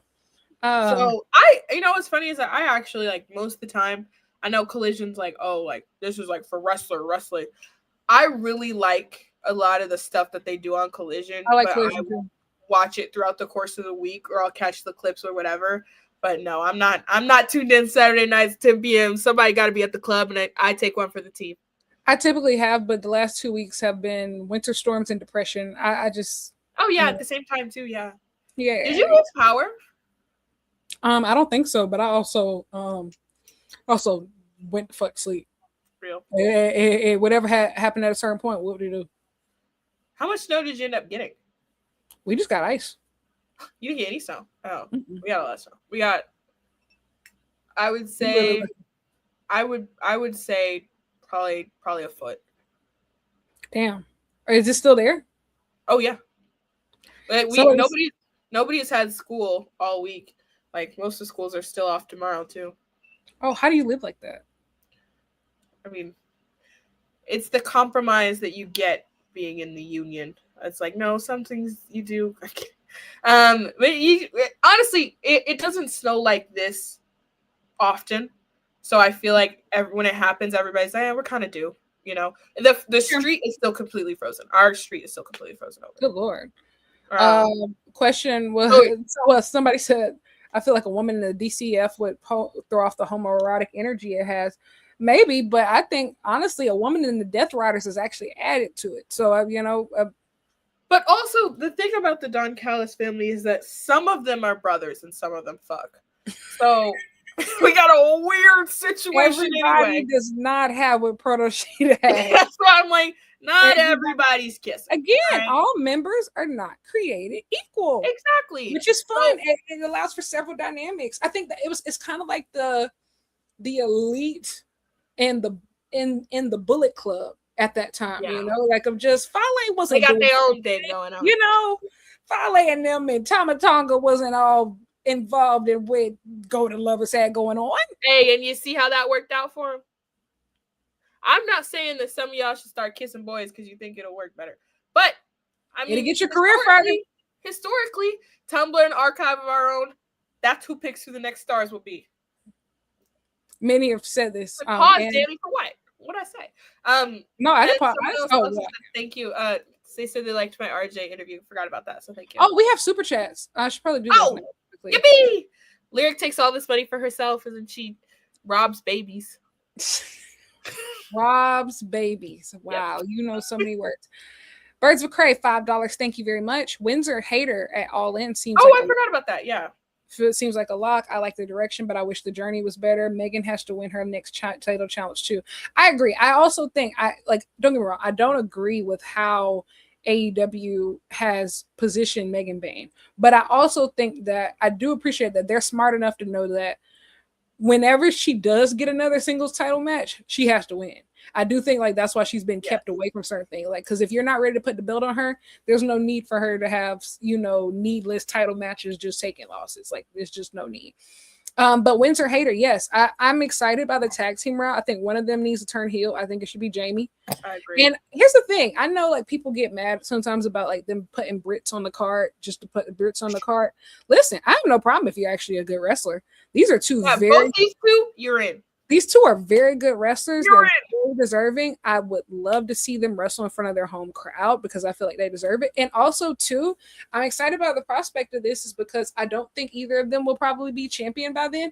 And I believe in putting non-title women's feuds on stadium cards. And I also think it's like really presumptuous because I've seen this discourse already. Be like, oh, this person's only getting this because they're British. How about the fact that we're like 6 months out? Okay, who's to say? So I think sometimes we get ahead of ourselves in that respect. I agree with all the major. Sorry, I was just gonna say I agree with all those major points. Mm-hmm. I think Windsor and Hater. I actually, as soon as I realized that that's who Alex Spencer was talking to, I was like, oh, that's funny. Because let's get stiff, let's get nasty. Because that's what I've been saying about the women's division has been lacking in the last couple of weeks, really in the last couple of months. Is like, let's get stiff, let's get nasty, let's get gross. And so I love the idea that pairing's gonna exist. Rio, I did not forget about you. Oh, absolutely. My queen at ease, my queen. We got pick that phone back up because I got something else for you. I don't know what, but I got it. Absolutely. But yeah, I love this concept. I really hope that they carry this all the way to August and for All In because I think both women deserve it. I think the match will fucking slap. Absolutely. And I just think that, a lot of you had some nasty, crazy things to say about Alex Windsor. And the thing is, one thing you can't argue with is her work ethic. She shows up here. She shows up everywhere. She shows up in the Indies. She shows up a star. She doesn't have bad matches. Do what you know with that information. Some of y'all friends who are some of your faves are, they've been here much longer than she have. They've been signed much longer than she have, and they don't work at her level. Should we name names? No. Okay. Not today. Another super chat from Birds of Prey, $5 again. Much fandom chat. If Wonder Man was white in the show, my TO will be flooded with Simon fan art and fanfics. Correct. Fandom's gonna fandom. Thank God for Persebeth. Man, guys, this is we don't have time for this conversation right now, but I want you to know,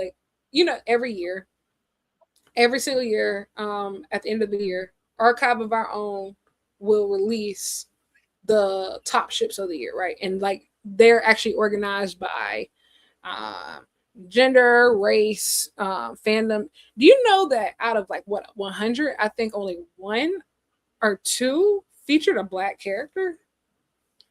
This is a big thing. Yeah, it's a real thing. And very few of them, unless they're specifically K-pop or very outside of those instances, very few are people of color, period. Yeah. Fandom culture is very white. It's very monolithic. And especially Marvel. Yeah, y'all saw it. The Captain America is nasty. It's nasty. It's not fun. But thank you for the super chat. But Persebeth, let me tell you something.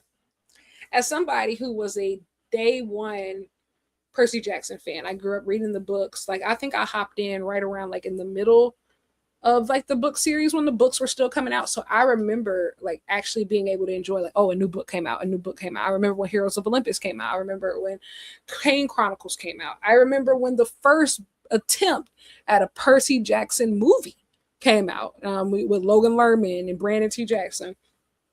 To finally see, even now that I'm an adult and this is technically a family show, I'm so blown away with how they did this adaptation.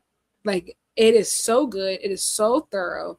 I think, and Annabeth being played by such a phenomenal, smart Black girl, and who was just so true to herself, it's just such a revelation. And also, shout out to the casting. It's Black women up and down this show. And I think probably a lot of them more the more powerful characters. And these are leads too. I'm blown away. I think they're doing a really great job too of pacing the show too, of just knowing that these kids are aging. So we need to film. The fact that we're going to get season 2 just wrapped up last week, and season 3 is also going to be out by the end of this year. So we're going to hit all of these books on time. Fantastic. I have nothing but great things to say about Percy. Is the token. The white man is the token. I love that about this show. I love that. I love it so much. And it's so great seeing it come to life in such a thoughtful way. And honestly, I'm going to say this as somebody who Edge was my childhood favorite wrestler. Percy Jackson is the main place I want to be seeing him these days. Even more so than AEW, no shade, but fantastic actor, incredible as Ares. Brother, if you coming back for them tag belts, you can't have them. Gowns, beautiful gowns. You can't have the tag belts. No. You can't. I digress. I've never seen Percy Jackson or read it, but I'm an ally to the Percy Jackson community. You know a lot of Percy Jackson stands. I think you should try to watch it. Okay. I struggle with watching or reading stuff where the main characters are younger than me. That's fair. I ain't gonna lie. The rating goes up every season. And so this season they were a little bit more open to blood. So the fight scenes are making more realistic. And so I think I told Jalen and Chloe, I said, oh my God, he's getting cut. I didn't know Disney even let you show this. I said, what? no, this is a real show. I said we getting into real territory, so I get that. Unfortunately, they locked me down at an early age. These are my people. My little sister loves it down, but yes, but again, it's important context. I do live under a rock. I have not seen, read, or engaged with most things, so I'm not a good metric. Going back to the show, so after Mark Briscoe was like, "Oh, I'm doing opening challenge," lights went low. I ain't gonna lie, I ain't know what was going on. I saw Psycho Killer. I still didn't figure out what was going on until literally the words came on the screen. Tommaso Ciampa. I said, "Who is that?" I said, I said, okay. Listen, I know some people feel really strongly about this. I don't. I actually don't have any strong feelings about this, good or bad. Because I'm gonna be honest, I don't. How do I say? I don't really have a good understanding of who Tommaso Ciampa is outside of Johnny Gargano. Like, I don't know how. That's all I really know about him, and from that universe, you know. So I'm sure. I mean, it seems like what does comfort me is that apparently, like, he, you know, he has a background in like ROH, and so like my biggest fear with so my biggest fear with people coming from WWE, sometimes they be trying to big bro, but clearly like he comes from like the hardcore scene, so I think, you know, he'll be fine. Again, I think Tony just signing people so other people gonna have them right now. And I realize that, and especially in today's political climate, there are many worse things that a billionaire can do than spend all their money on wrestling contracts. But there are better things that a billionaire could do, and the first thing is to give me some money. If we just throwing money around, nigga. Well, I actually have a few like things that they should actually. Well, yes. But like the first personal thing I will be asking for is give me some money. But yeah, give me some money and a Kenny Omega autograph. This is a stick up. Yeah, Tony just spending money. Like this is fuck you money. Like this is what you really call like, oh yeah, I'm spending because like also I kind of really enjoy the unpredictability of wrestling, especially this time of year, but just in general right now.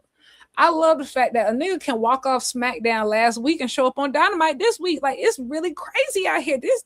It's really gang wars out here. And I like it because I feel like AEW it's been a long time, in my opinion, since AEW's been able to do like a real surprise. You know? This one, even though I don't necessarily have any strong opinions about this man, it was a real surprise. Those lights went out. I had no idea who was coming out, bitch. I think that's fun. I love that element. I still think the last true surprise that AEW was able to pull off actually was Roderick Strong. In the sense, like, there was no buzz. Like, at that time, people still thought that Roderick Strong was signed to NXT. Like, people, I think even SRS or somebody like that has said, like, oh yeah, he's still locked in his contract. I don't know what they did. I don't know if they had to go get him. Thank you, whoever did. I mean, of course, like, because there's a group of guys, and I hope that Ciampa ends up being in this conversation, because I think I'm kind of over, like, you know, I'm just over shitters in general. I actually really want everybody to succeed. But it's a group of guys that came over from WWE who might have gotten released or whatever happened. And it feels like they were there from day one. I think Roderick Strong is one of those people. Kyle O'Reilly is one of those people. I think Claudio is one of those people. Like, it's really hard. Like, Claudio and Cesaro don't even feel like the same person to me anymore. Of just like he's so much cooler to me now. And so I just hope, because especially guys who are like towards the end of their careers, like, I would hope that, you know, especially like your last TV contract, it should feel like home. Like, it should feel like coming home and being around your friends and like doing work that you love, and like it should feel like that. So I don't really got no real opinion over it. I haven't seen him wrestle in years. Like, I ain't gonna lie, I ain't seen a match from Tommaso Ciampa since Black and Gold NXT. So whoop de doo. We'll see. I'm actually gonna watch Collision this week because it's a lot on there. So, um, sure. Go and tell me of the world. Next, we had we had an MJF promo. Listen, man. Hey, y'all know how we feel about that man. However, this one was funny as fuck. Listen, MJF in January. This is a world champion, and I think it's really good, and I think AEW should feel good about it because it kind of feels like, especially as you get these guys, I think him and Hangman specifically, eventually we'll probably get Swerve there. But when you have these guys that you built from scratch, you know, into world champions, that first title reign is something. It's just like, you just got to really, that's like their introduction to the dance. But that second one is crucial of like, okay, can you really carry this, you know? And I think there's a level of maturity that has kicked in. It feels and like confidence, maturity, confidence, and I think what I want to say of like activity is like of just MJF has been active. You know, if he's not wrestling in the Indies, he's wrestling and I mean AEW more. He is he is locked in. Like, yes, he's locked in. It shows. And he has been I think a perfect mirror right now he's the perfect foil for what is a incredible starting cast that they've built around him of just, he's a champion right now, but look at these challengers. All of these guys feel like mega stars, you know? And I think that was something that was one of the biggest critiques of, I think, of his first run, of just that the world title didn't feel like the center of the world. It kind of felt like it was getting lost in the Better Than You Baby stuff, and it was just getting lost in the translation. No, like the AEW World Championship feels like the most important thing in the world right now. And I think Max has just done a really good job. I mean, what he said, the Brody King of, like, you know, of just teetering the line of just almost offensive, but you know, it's still offensive, but not to like the general public. But that's who you are, you know, like that's always been what you do best. Is like, matter of fact, let me sneak this nigga Buddy Matthews straight. Yeah, you know, and then so that was so nasty and so rude. And he said, "Oh, you walking around here, everybody's so scared of Malachi Black." I said, "Well, yeah." He said, "Y'all flicking them lights and ain't did shit, man." And it's funny because, yeah, when you reflect and you look back on it, a bit OD. And it also reminded me of when we were talking about Brody King and Harriet Tubman in the same vein. Like, sometimes you did. We did. No, not MJF. We did. Yeah. We were saying, oh yeah. To freedom. Can't take everybody with you. He had to go. Listen, he had to go. And so, no, I thought this promo was great. I thought it was funny because you could see both of them really enjoy what was coming out of each other's mouths. I thought this was great. I thought this was what MJF does best, you know? I think, honestly, too, how do I say it? Like, I think what's really helped is, like, the cast that they put around him are people that he actually has relationships with. And I said this for a long time. They had MJF almost solely working like these super veterans for years, and rarely outside of the only people his age that he was really working was like Darby, Sammy, and Jack Perry. And to a point, and I think even Darby wasn't fully developed at that point, of like, MJF was just squashing them just by association. Those were not his peers, you know, even though because those are not his peers. Darby is debatable, but the others, they are not his peers. His peers, he should have always been, you know, working like Hangman and stuff like that. But I understand why they kept them apart for so long, like until they were like fully for. I can understand that, but like now, he's working with people he has history with, intention with, you know, like there's so much story, you know, to pull from here. And I just think just better opponents. I think he's just up against all around better competitors. And I think that I agree with you. And I agree with that. I want to tie it into something I said in the comments and add my own thought also. But somebody said, we're done with low hanging fruit. That is always one of our main criticisms of MJF, which is just, like you're better than that. You're funnier than that. You're smarter than that. And it feels like a lot of the times, like before this second world title reign, it was just like whatever was easiest is the route that you're going to go with, whether or not it actually made sense, whether or not. But one of my bigger frustrations with MJF too was that none of the stuff he was saying was making me more excited to see the match. You know, this version of MJF is making me more excited to see the week to week. I want to know what the hell he finna say. I will genuinely say, I laughed watching this promo because it was funny. Like he gagged him. He did. He gagged you. And I think that it's good too, because I think that really what comes in truly is confidence. Yes. Importantly, I've never seen him with a good haircut. That haircut is terrible. Is terrible. It is. I told Danny it's 2% better than it was last week. It is terrible. I didn't say it was.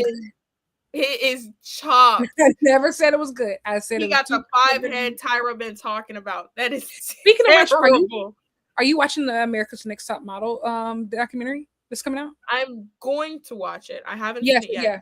I never watched that show when I was younger. Oh wow! I wish I could say I wasn't allowed to watch it, which is I could see that. I could see that. It was crazy. Those first couple seasons, but it raised me. But I've seen clips. I know Tyra's insane. I know all of that, but I haven't actually seen much of the show. You know what I did watch every day religiously?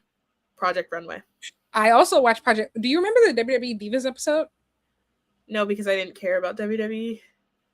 Oh well, I mean, it was an episode. I don't think you had to care about WWE to watch. I just mean it doesn't stick out to me because at the time it was like I didn't care. So yeah, at that time I started watching wrestling. Oh my god, it was a huge crossover for me because basically the Divas had showed up, and so like they had designed ring gear. Like they were designing ring. I know it was such a fun episode. And whenever I ask people about it, because I think I asked Haley, she was like, she doesn't remember it. And then like I had to send her a clip. She was like, oh, I remember it now. So I don't think people like put 2 and 2 together at the time. But if you see it, but it was I think that as its own show would be really fun. Yeah. Oh, imagine that as a TV show concept. That's what I just said. Oh, I didn't know. I thought you meant like bringing like that episode back, like rewatching it. I was like, oh, imagine if they did that, like, you know. But no, okay, you get credit for that. I don't. I already did it. It's just like, yeah, I know you hear me. That's fair. But yeah, ready to learn Turkish, buddy. I don't think they can help you. I don't think they can help you because the thing is, like, it's not a lack of hair; it's the hair placement. Like, bring it to the front, girl. I don't know why. Why he's going with the John Cena has the Liam 2012 just flat. John Cena has the exact same problem.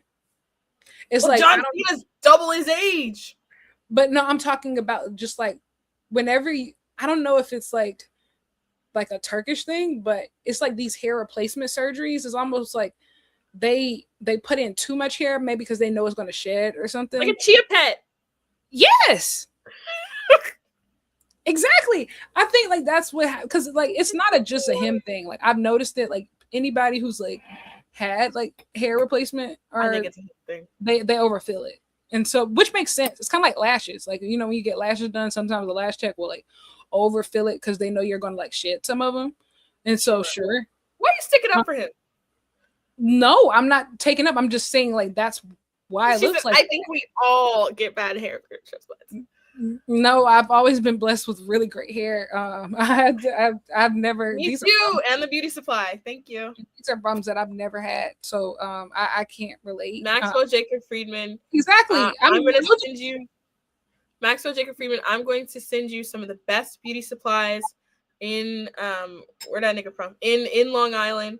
You go in there, you get you some Sacred. Moroccan castor oil and some sacred, and you see what that can do, and then you report back. So you pull back up in the TV, and I know what that The is. thing is, that's not going to help because sacred is going to make it grow. I mean, the problem is it's not the quantity.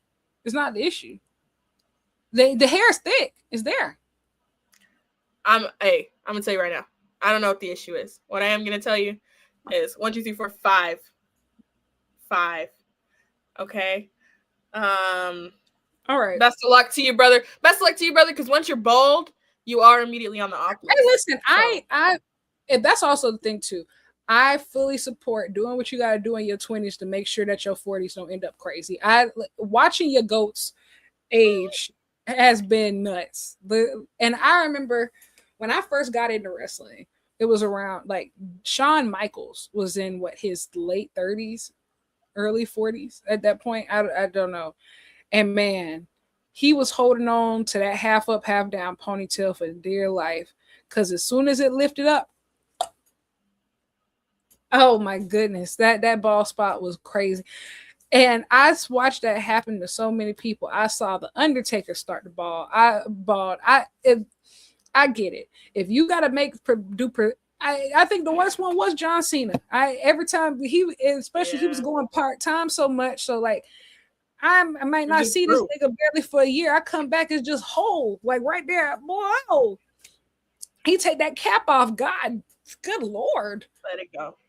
It's funny because he's finally doing good work. He's finally cutting good promos. We sit here and we're like, that nigga bald. Here's the thing. Everybody can't look good bald. I realized Mox. Nobody can. A miracle. I don't like bald people. I don't like the vibe that gives off. Bald and the British are just unsettling. Yeah. But I mean the title run's great though. We're moving in the right direction. Brody King next week in an eliminator match. I also thought it was funny because Brody King gagged him right back. He said, that's called having friends. I know you've never felt that before. I know you never felt that before. I want you to know half of your contenders are currently in a love triangle that you can't get in because that will require having friends in the first place. Hello. They won't even let you in the polycule. I wouldn't want to be in it at this point. It's getting so messy. And like somebody it was always bound it was to always fail. messy, but y'all, I want y'all to realize too, Will Ospreay still isn't back. When William Peter Charles gets reintroduced into this odd sister wives dynamic, that's when you'll find out who the real villain is. Because you know what? I know everybody's like, oh yeah, swerve. It's multiple villains here. It's not that cut and dry. No. It's not that cut and dry. There's multiple villains here. He's just not hiding it very well right now. But you think the rest of them bitches normal? No. And that's just like when William Peter Charles come start sorting out about who's where and who's next. It's going to get nasty. Hangman is driving Swerve crazy. Ospreay is going to send him off the deep end. Do what you will with that. If Ospreay come back and he not on Swerve's side, you're going to see. It's going to look like Hangman's arson was fucking nothing. Unfortunately, if Swerve is on the wrong side of Kenny Omega, you gonna learn today. Oh, true. You gonna learn today. That's the thing too. Kenny is just great at making y'all forget about his crimes. People don't forget. They just okay. They say, yeah, whether it's somebody I love or somebody I hate. Yeah, bro. Kenny said, do that. Kenny tell these niggas, oh, I love you one good time. They start blinking. Okay, yeah, sure. Yes, yeah. But you know, it's the same with William Peter Charles because they both will still up there and they'll grab that microphone and they'll say, I did do that. But I don't know if everybody, bro, that build last year to Grand Slam Australia was euphoric. And I think it was partially euphoric because, yeah, we did do all that stuff that we said to each other, but you're like my favorite wrestler of all time, big bro. I love you. I love you so much. I love you. So was I moving crazy, acting crazy, doing everything outside of the Lord's will? Absolutely. but it was Correct. because I love you. He said, and look at us working together. Look at us. Who would have thought? And, Yeah. And that's the thing. That's the thing about Kenny's relationship with Hangman too, is that he will still look back on it and be like, well, yeah, but like I had to do that. Do you get why I had to do that? Like it's so funny whenever Kenny turns babyface, because like the way he starts talking, we've all made some mistakes. It's the same thing he said about the Bucks. He said, I can't be too picky about getting on them. I know I'll be acting crazy sometimes. He said, you know, he said it's literally that that thing of Victoria Justice. I think we all sing. Okay, I think we all have our moments. This is, but this one, Ospreay be doing the exact same thing. He just do it with an accent, so y'all act like it's okay. Ospreay's never repented once. No, not once. He's just like, hey, bro, you know. I will say, I don't think, but Ospreay. I was young. That's Ospreay's thing. He was Ospreay young. hasn't done anything bad from a character perspective in AEW so far. The only, funnily enough, I think the only person he's actually done crazy stuff to is Swerve. And Swerve just forgives it. It's just like he gonna fight him about it first. But they start scrapping for no reason, and then it's just like, oh my god, brother, I love you so much, brother. I'll die for you. I'll take a bullet for you, and then take a thumbtack to the face, and it's like, yeah, sure. Because that's so normal. Yeah, this is so normal. Sure, all of this is so. You know what this feels like? Ever since Kenny came back, this feels like the first season of Real Housewives of Atlanta when Nene finally comes back. This is what it feels like. This whole world title starting cast, how everybody just feels like they know their roles. We're doing well. It's perfect. Like this is Real Housewives of Atlanta with Nene Leakes back. Whatever that means. Center peach. Center peach. You know, Kenny is the center peach. You know, first chair peach. The entire cast is better. We got Portia, we got Phaedra, we got who else? We got Kim, we got Sheree, we got baddest heifers on the floor. I digress. This was fun. Next, we had I talked a little bit about the Young Bucks. They're back. They look great. I love the tassels. Amazing. Chris Statlander versus Thekla. I thought this match rocked. I'm shocked that Stat retained. I ain't gonna lie to you. And I'm not mad. I was shocked that we had no title switches tonight. I agree. I think there should have at least been one title change, but I think it should have been in the next match. But I really enjoyed this. For me, Thekla's like hit or miss. And not where I think like she's I don't think that she's either like good or bad. That's not what I mean. It's just whether or not it lands for me is hit or miss a lot of the time. Yeah. This one I enjoyed. I thought that it's the kind of match that you should be having as world champion all the time. And it actually just like upset me more because it made me realize that we're going to keep dragging along this title reign with no clear direction. Now we did get, Penelope Ford and Megan Bayne come out and face them. The thing is, like, I don't know what is the plan? I don't know what belts they want. Yeah. What's the plan?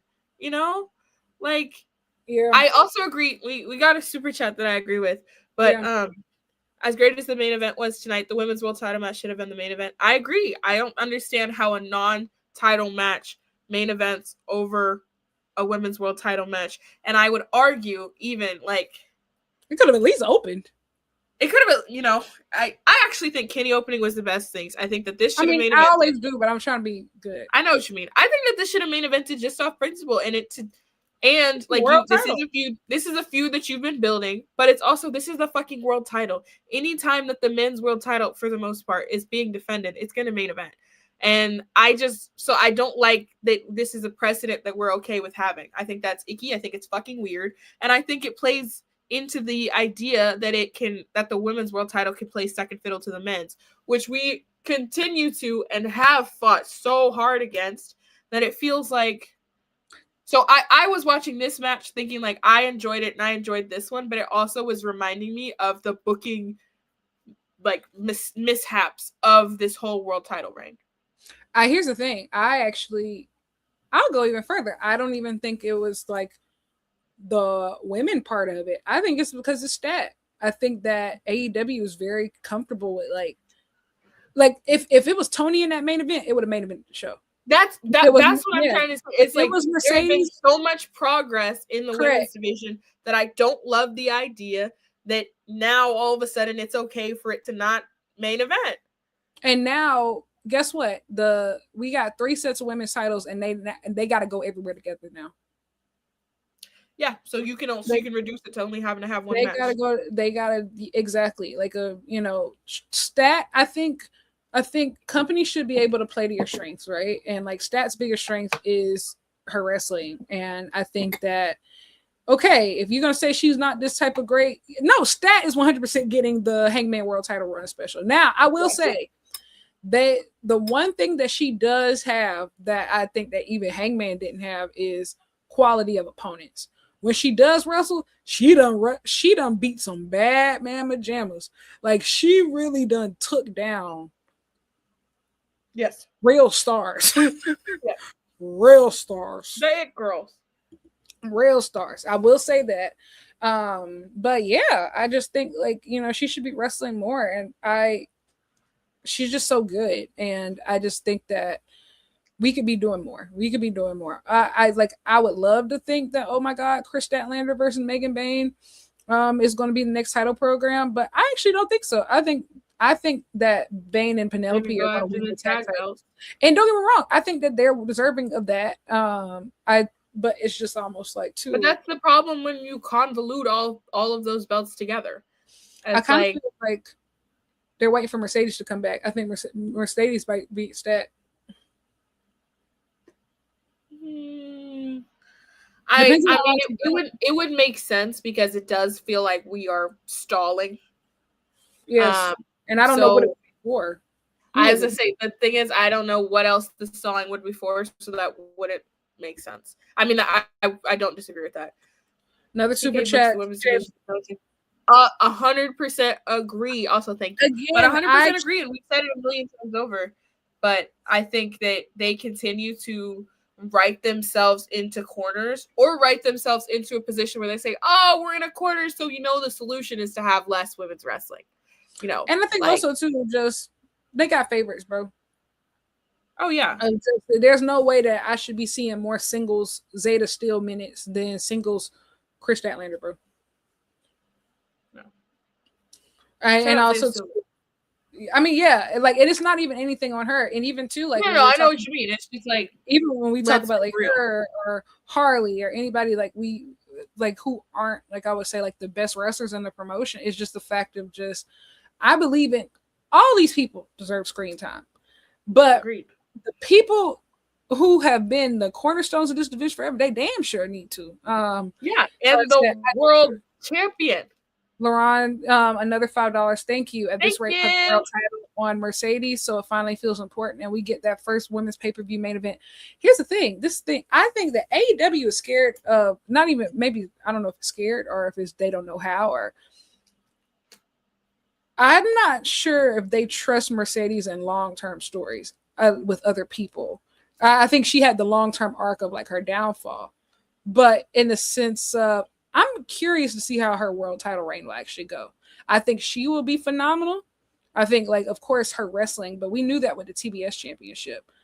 The thing about the world title, though, is that, like, it has to be narrative based. And I think that's why Tony is going down as like the best world champion so far. Of just, it has to be narrative based. And I'm interested to see if they actually give Mercedes that, to be able to. Like the thing with, and I don't disagree with this perception of Mercedes, which is I think that her and Stat, similarly, your strength is in the ring. So Correct. if we're struggling to find and uplift opponents for, I don't say uplift, but we're struggling to find places for Stat's world title reign, it doesn't automatically, like plug and play as if we're automatically going to have that problem fixed with Mercedes as champion. That problem is an AEW problem.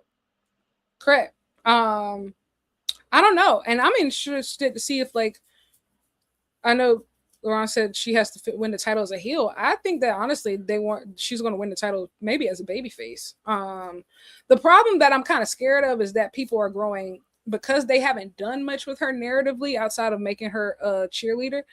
Feel like the crowds are becoming kind of like apathetic to Stat, and it wasn't supposed to be like that. I think her reign started off with so much but promise. what else are you expecting people to do? She could have been, honestly, looking back, they should have put her in the Death Riders. I think she would have been better off from a narrative perspective. She would 100% be doing more if she was. TK has Marina Shafir gets more narratively than Chris Statlander does, and that's just the truth. Yeah. TK has a type. If you're blonde, busty, or funny, you get on TV. Meanwhile, Athena is locked behind the paywall in your ROH. Amen. You're not wrong. But what I will say is that I think that Athena has just taken that platform and ran. Like, even now I can tell, like, she has a lot of aspirations outside of just like what she does in the ring, and like ROH and MPX being able to do that co-promoted show is so cool. Huge. Like, she is doing so much for women's wrestling, and that I just hope that, like, I get it. Like, I want to see her on TV every single week. I want her to win all the championships. But Athena is such a, I feel like there's just such a purpose over her life. Like, she has such a calling, and like she is doing so much meaningful work to where even though I feel like she could be doing more in AEW, I don't feel like any of the work that she's doing at ROH is wasted right now. And like, she's really, I think about how many of the people she trained that are getting signed and stuff. Like, she has her hands in so many different pots, and it's really cool Absolutely. to watch. But I was gonna say, and also selfish, and I think also too, she's older than a lot of people too. Like, she's been wrestling for over 20 years. I'm around 20 years. Like, I'm ready for her to get that run, like that real run, and in the she side. Deserves it. And again, she is the next up to be she should be the second woman to wrestle in Wembley Arena, Mexico, Madison Square Garden, and the Tokyo Dome this year. The only thing she's missing is Wembley Stadium. She has all the other parts, and she deserves it. She deserves it. And so, whatever you. Sorry, I didn't mean to cut you off. Yeah, go ahead. I'm not flinching right now. I was just gonna. No, I was gonna add. I agree with all that. I think Athena's bigger than the program, but I also think that she should be exactly what the women's division AEW is missing right now, because Athena, and we've talked about it on the show, and you guys agree with us for the most part.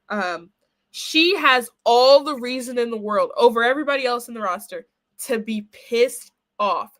She has all the reason in the world to come in there raising hell, to not do this, happy, like, I am better than you, I'm gonna beat you. It's no, I don't know why all the fuck you want to sign all these fucking people, and guess what?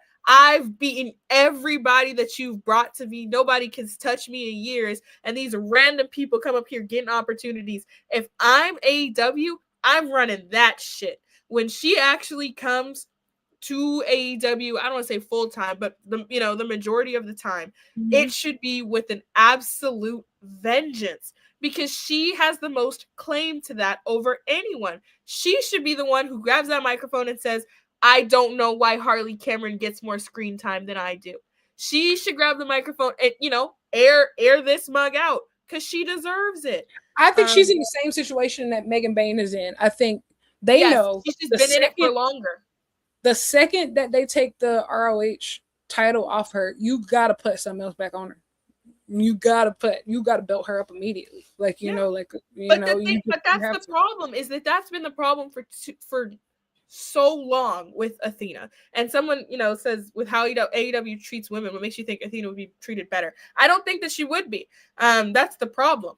But my issue is, if I agree with you. I agree with you. My issue is, that's y'all's problem. You cannot keep using that excuse to not do anything with her, because now it's been years. Now it's been literal years of her being in this same, position. And so you can't just be like, oh, well, she's too good. So she's so good that we can't have her on TV because she's so, being too good to be around means the rest of y'all got to step up. I also think too, I think Athena, if she was champion AEW right now, I think she actually would be treated great. And the reason why is because even the gaps that she did come to AEW, like in 2025, because of like how her storytelling like style is set up, like with Billy and everything, narratively, it made the women's division move so much smoother. She added so much to Mercedes. I mean, like, Athena did a lot, I think, from Mercedes, from that narrative component. And even with Tony, like, Athena, as we learned with like the Tony Mariah feud, I think is like how Tony Khan likes to tell women's stories. Athena is very much in line with that. And I think, but that's also why I think he takes her for granted, of just, you really can't put her anywhere at any time. She's going to make it work. Another super chat. There are 45 women. Have to. No, she shouldn't. There are 45 women signed to AEW Ring of Honor proper, but we see the same 8 to 12 women each week, and not even the good ones. Sorry. Every month between Collision and Dynamite. Yeah. That is what it is, guys. You know what it is? You know what it is? Thanks. Guys, thanks so much. Do you want my kidney? But what it is to me, more than anything, is lazy apathy. And I think it's an incredible disservice to the women of that division who can fucking ball. And I think about somebody like Toni Storm, who put her everything into that last world title reign. That when Toni Storm was world champion this past time, it felt on par with, if not bigger than, the men's world title. Because of her work, because of the writing, because of everything. And it feels like we've regressed once again, where we're having the same conversation, which is AEW doesn't know what to do with the women that they've created as stars. That's ridiculous. If the people in your promotion are getting better and the people in your promotion are good and deserving, you behind the curtain have got to get better. You got to get better. Absolutely. Can't use the talent as the amount of talent as a reason anymore. No. Next we had, okay, well, there was 2 segments there after that match, which I thought was really good, by the way. Thekla versus Chris Statlander. First we had Okada talking to Kyle Fletcher and apologizing, and then very shortly after, we had that Don Callis family segment. A lot was happening here, I will say. Kyle Fletcher has gotten really good at emoting. Like the faces he was making behind Don's back. Like, I don't think he really want the TNT championship back, for real. I think that he feels like he could be doing more. But it's like, as they talking about certain people, Proto Sheeta seemed like they were very locked in until they weren't. I said, oh, this is good drama. I said, y'all, this is really good. This is straight out of the Elite playbook. I said, this is really that's what I want. And Will Ospreay's sons. This is amazing. Wait, I said, this is amazing. He's, huh? Oh, I don't think everybody's adopted. Everybody's adopted. I'm going to say that Kyle Fletcher is adopted because I think that, well, I don't know if that makes it better, but we'll get into the morality later. But it was the look on his face. He said, "You forgave Okada And you know what the crazy part? The crazy part is like, first of all, when have you ever heard Kazuchika Okada apologize? It didn't That even. already had But me also, gagged. it didn't even sound genuine, bro. I He didn't said mean it. He couldn't even pretend to mean it. He couldn't even pretend. He couldn't get that up. he didn't mean. Listen, Kyle Fletcher, I know you're experiencing the horrors right now, and they telling you right now that, oh, maybe I'm locked back in. This is not your family. This is not your family. Okada is not your friend. He's nobody's friend. Okay. No. Listen, the only thing that you can really depend on is Kyle. Is Konosuke Takeshita. Please do not let do not let that bald headed demon come between true love. Don't let him do that to you. Don't let him destroy. But you know what? You know what, Kyle Fletcher? I will also say this is what you get. This is what you get for having a wandering eye. You had a happy home. You had a happy home. And you decided to entertain the possibility of sneaking around. And now guess what? Guess what? So I loved this whole part. It like you said, it was very reminiscent of elite melodrama. It felt, I was like, yeah. It was very soapy. Because when I saw that first segment, I was like, no, like, Kyle, are you stupid? Why would you do that? Okada of all people? I think it brought him taking his glasses off. Fuck. Oh my god, he's mad. Oh my god. I said, y'all, Kyle Fletcher just lost his family. Have some respect. Well, oh my goodness. Know how to act. Know how to act. There are people in your circle praying against your future. I want you to know that. And you just forgave him. But yeah, Konosuke Takeshita, keep your head on a swivel. It's getting real dangerous out here. I don't think Kyle meant to either. I think they're going to do the swerve in the sense of like, I don't think he's going to turn on Takeshita. Maybe I'm delusional, but I think that he's gonna run away with him. It's gonna be great. You just got stay tuned, guys. Stay tuned. Okada can't win this, bro. He just can't win this battle. And also, this is the war. That's what it's like. Okada can't win all the battles and the war. And also, I think like even if you listen to the stuff Don Callis was saying, he was being shady to both of them. And I hope that Kyle's smart enough to like. Kyle has to be smart enough at this point to realize that, like, they too busy. They too worried about each other, their relationship. They're not hearing that baldy. Speaking of baldies, Kyle kisses Takeshita at Grand Slam. Who says no? Hey, I'll tell you what. Kyle Fletcher don't say no. Kyle Fletcher. That's what he won't. I'm into it. But I was saying that speaking of baldies, unfortunately, we had FTR versus Davis and Doyle's later, and FTR retained. What was that about? I don't know why. What was that about? I thought we were out of the Kaya Asylum, but maybe not. Us and BB Rexa still sitting right here. I was super upset. I ain't gonna lie. That was the one thing from Dynamite that I was like, all right, we had 3 title matches tonight, and the last one wasn't even the world title match, the women's world title match, and Doyle got injured. I didn't. Oh, tore his bicep. Oh my god.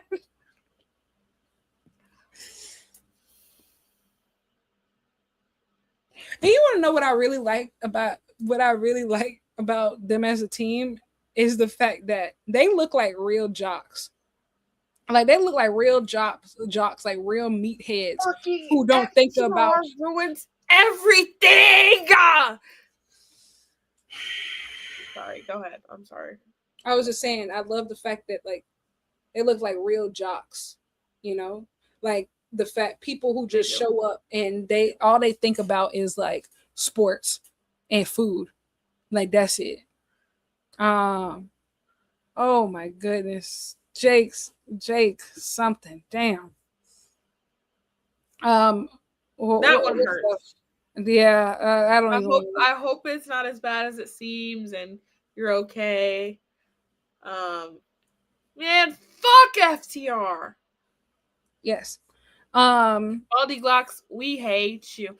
And yeah, this I why are you still champion? What is the point? What are we doing now? let's get to the main event. Let's talk about something good. Y'all, listen. Uh, I want to tell you what I was thinking during Andrade versus Swerve. Is to the fact of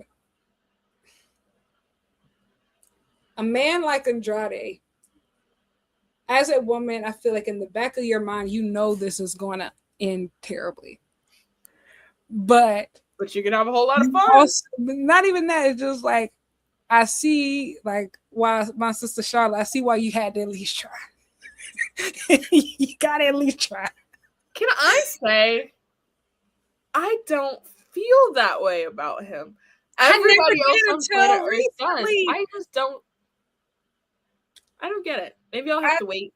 He fully. Maybe I gotta get to know him. But you know what? I was watching this match and I was like, oh my god. Andrade, if you were a good person, you would have been world champion a million times over.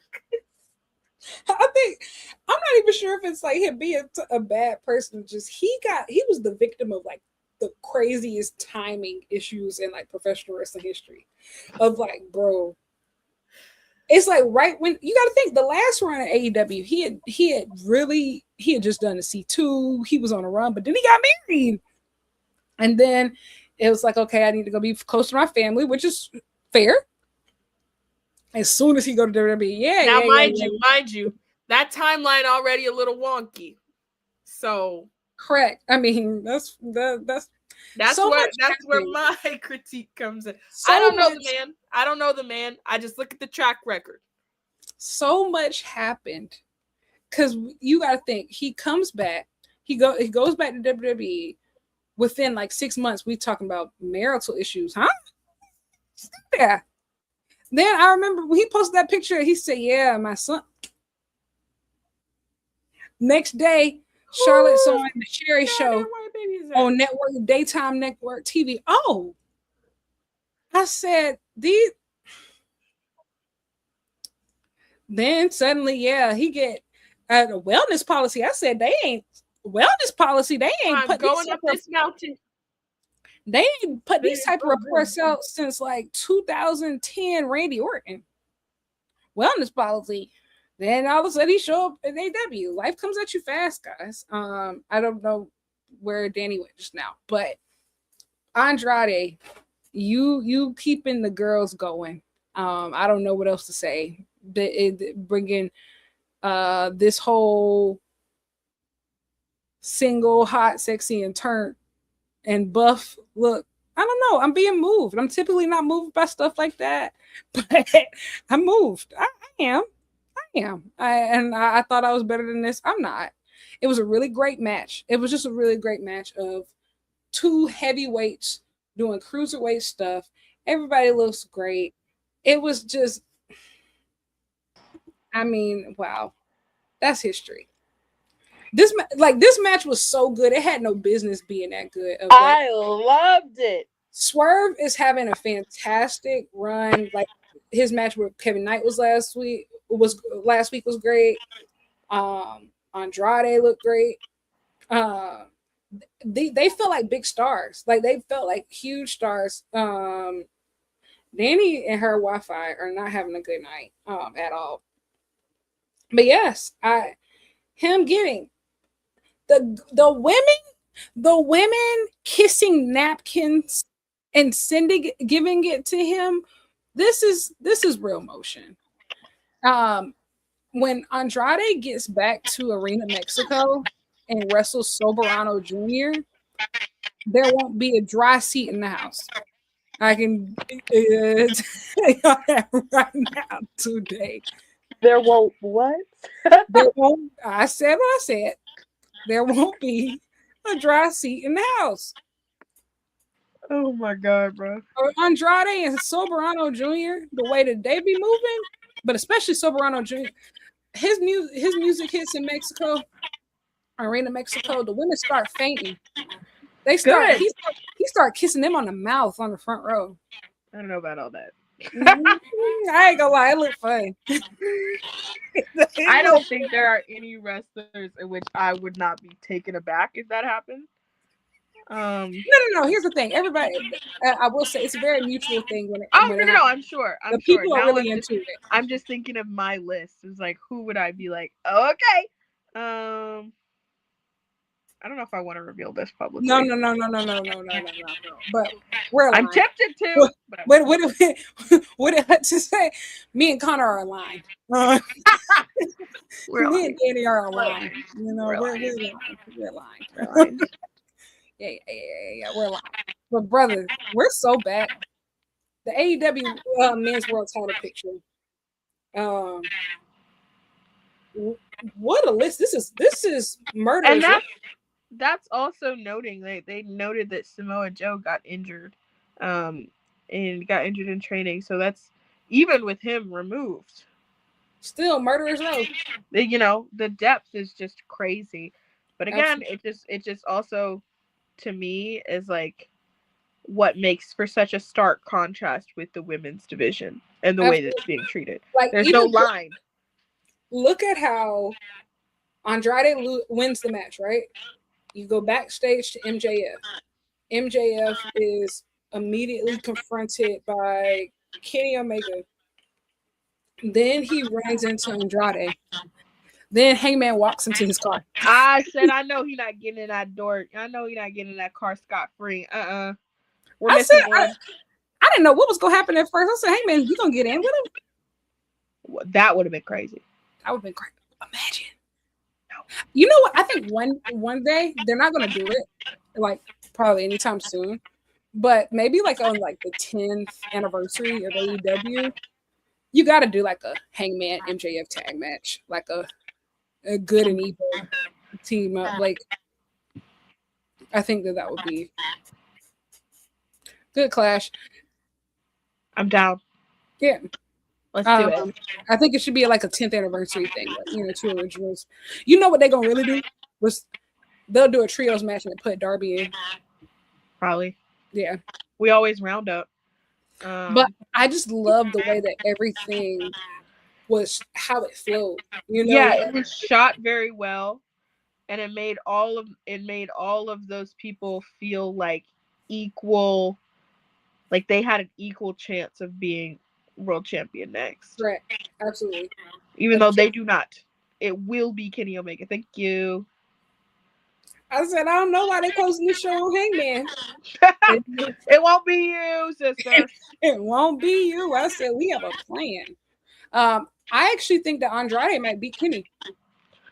I think they're saving that match. I think that he will, because I think you're gonna get. I think Kenny's gonna win the world title in Canada. And also, too, I think they're making it like, okay, Kenny has to take down the Don Callis family. Can you imagine if at Grand Slam Australia, Kenny teams up with Takeshita? My God. Oh my God. My God. And Kyle Fletcher. Oh my goodness. You think, I don't know if I think it's still too soon though. Because Grand Slam Australia is in like 2 weeks now? It's on Valentine's Day, y'all. I ain't got nothing better to do. Well, spend a day with Kenny Omega, sure. I mean, honestly, that's like ideal though. Sure. Even if I did have a boyfriend, I would still do that. You know what my tradition is though? Every year on Valentine's Day, whether I have a boyfriend or not, I make him watch, or just me, watch Brokeback Mountain. I love that. I've been meaning to. I'm rewatching Pose because I never watched the last season, so I'm currently watching Pose. But I have been trying to find Brokeback Mountain on streaming. I haven't watched it in years, but it's not on streaming, so I'm just gonna have to rent it. I watch it illegally on YouTube, but that's fun. If you guys are looking to illegally stream Brokeback Mountain, don't tell people that you got the link from me, but I do have it. This is what people will tune in for. This is the type of information that they tune in for. Sure. Hey, I tell you this: there's no pro wrestling post show that is going to cover the importance of abortions at the beginning, and then close with the legal links to Brokeback Mountain. You can only find this kind of high quality content here at the Dynamite Diaries. And you might be wondering, Danielle, why are you sideways? Because I have 4 glasses of wine because I'm stupid. You leaning against that wall hard as fuck. Oh my god. But yes, one last thing I wanted to say, not about AEW. Honestly, I like Dynamite a lot. Women's division is probably one of the biggest, like, let's get this rolling. For me. And also too, the tag division is so good right now. Don't let FTR having them belts for too long ruin it. No. But the thing I really, because I know I haven't tweeted about it or talked about it, Evil leaving New Japan, bro. I've been asking for this for years, and we're finally here.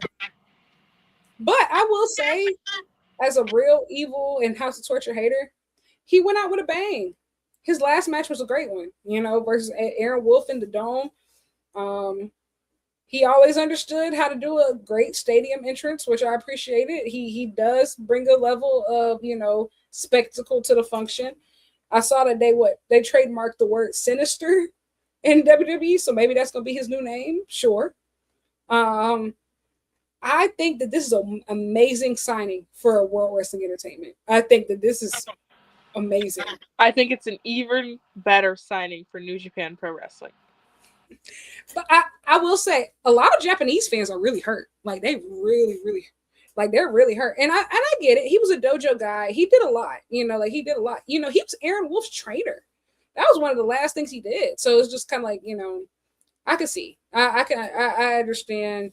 I personally, I think also too it's going to force some restructuring because there's only one or two. There's only three now.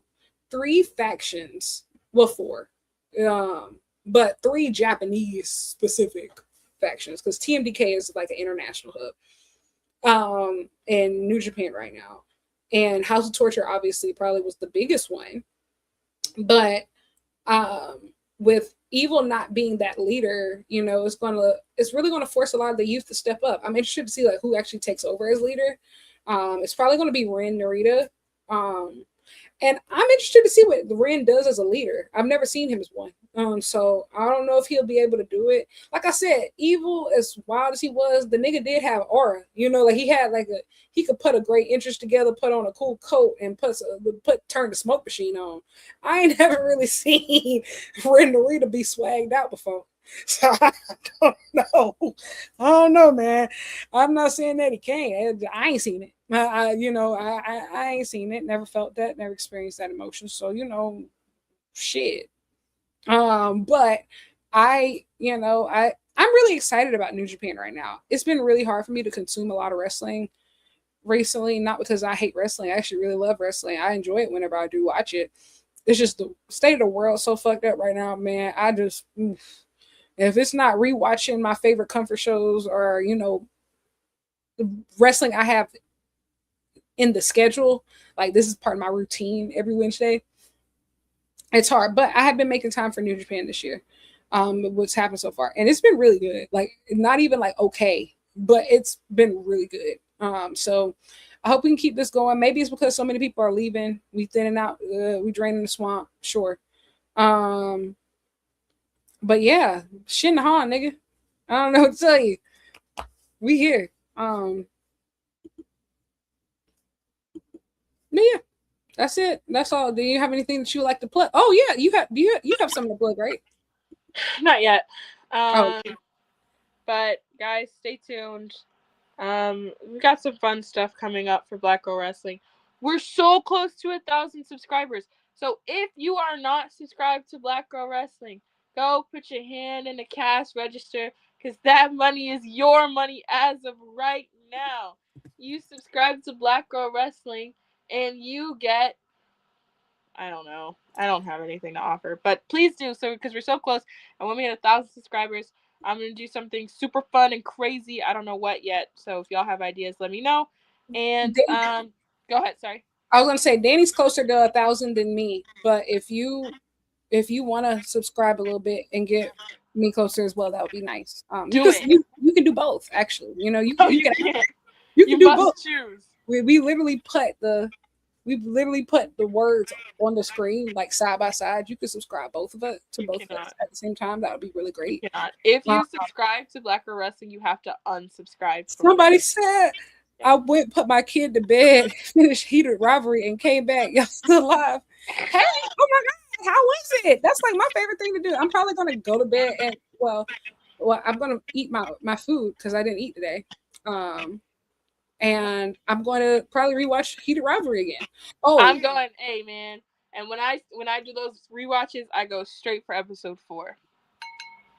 And sometimes if I'm you like angst.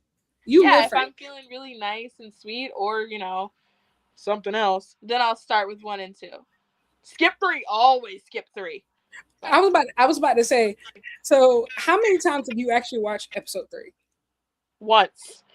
And it's crazy because I've rewatched the show. I'm almost embarrassed to say how many times I've rewatched the show.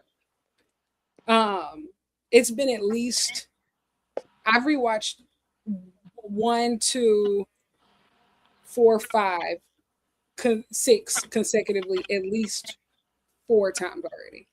And 1 and 2, I think I rewatched at least 3 times before episode 3 came out. I've only seen some of these episodes I've seen maybe anywhere between 6 to 7 times. I've only seen episode 3 twice. I watched it the first time, and the first time I watched it, I said, "Wow, this is fucking boring." If I'm feeling during the daytime, my favorite episode is episode 6. During the not daytime, my favorite episode is 2. Fair game.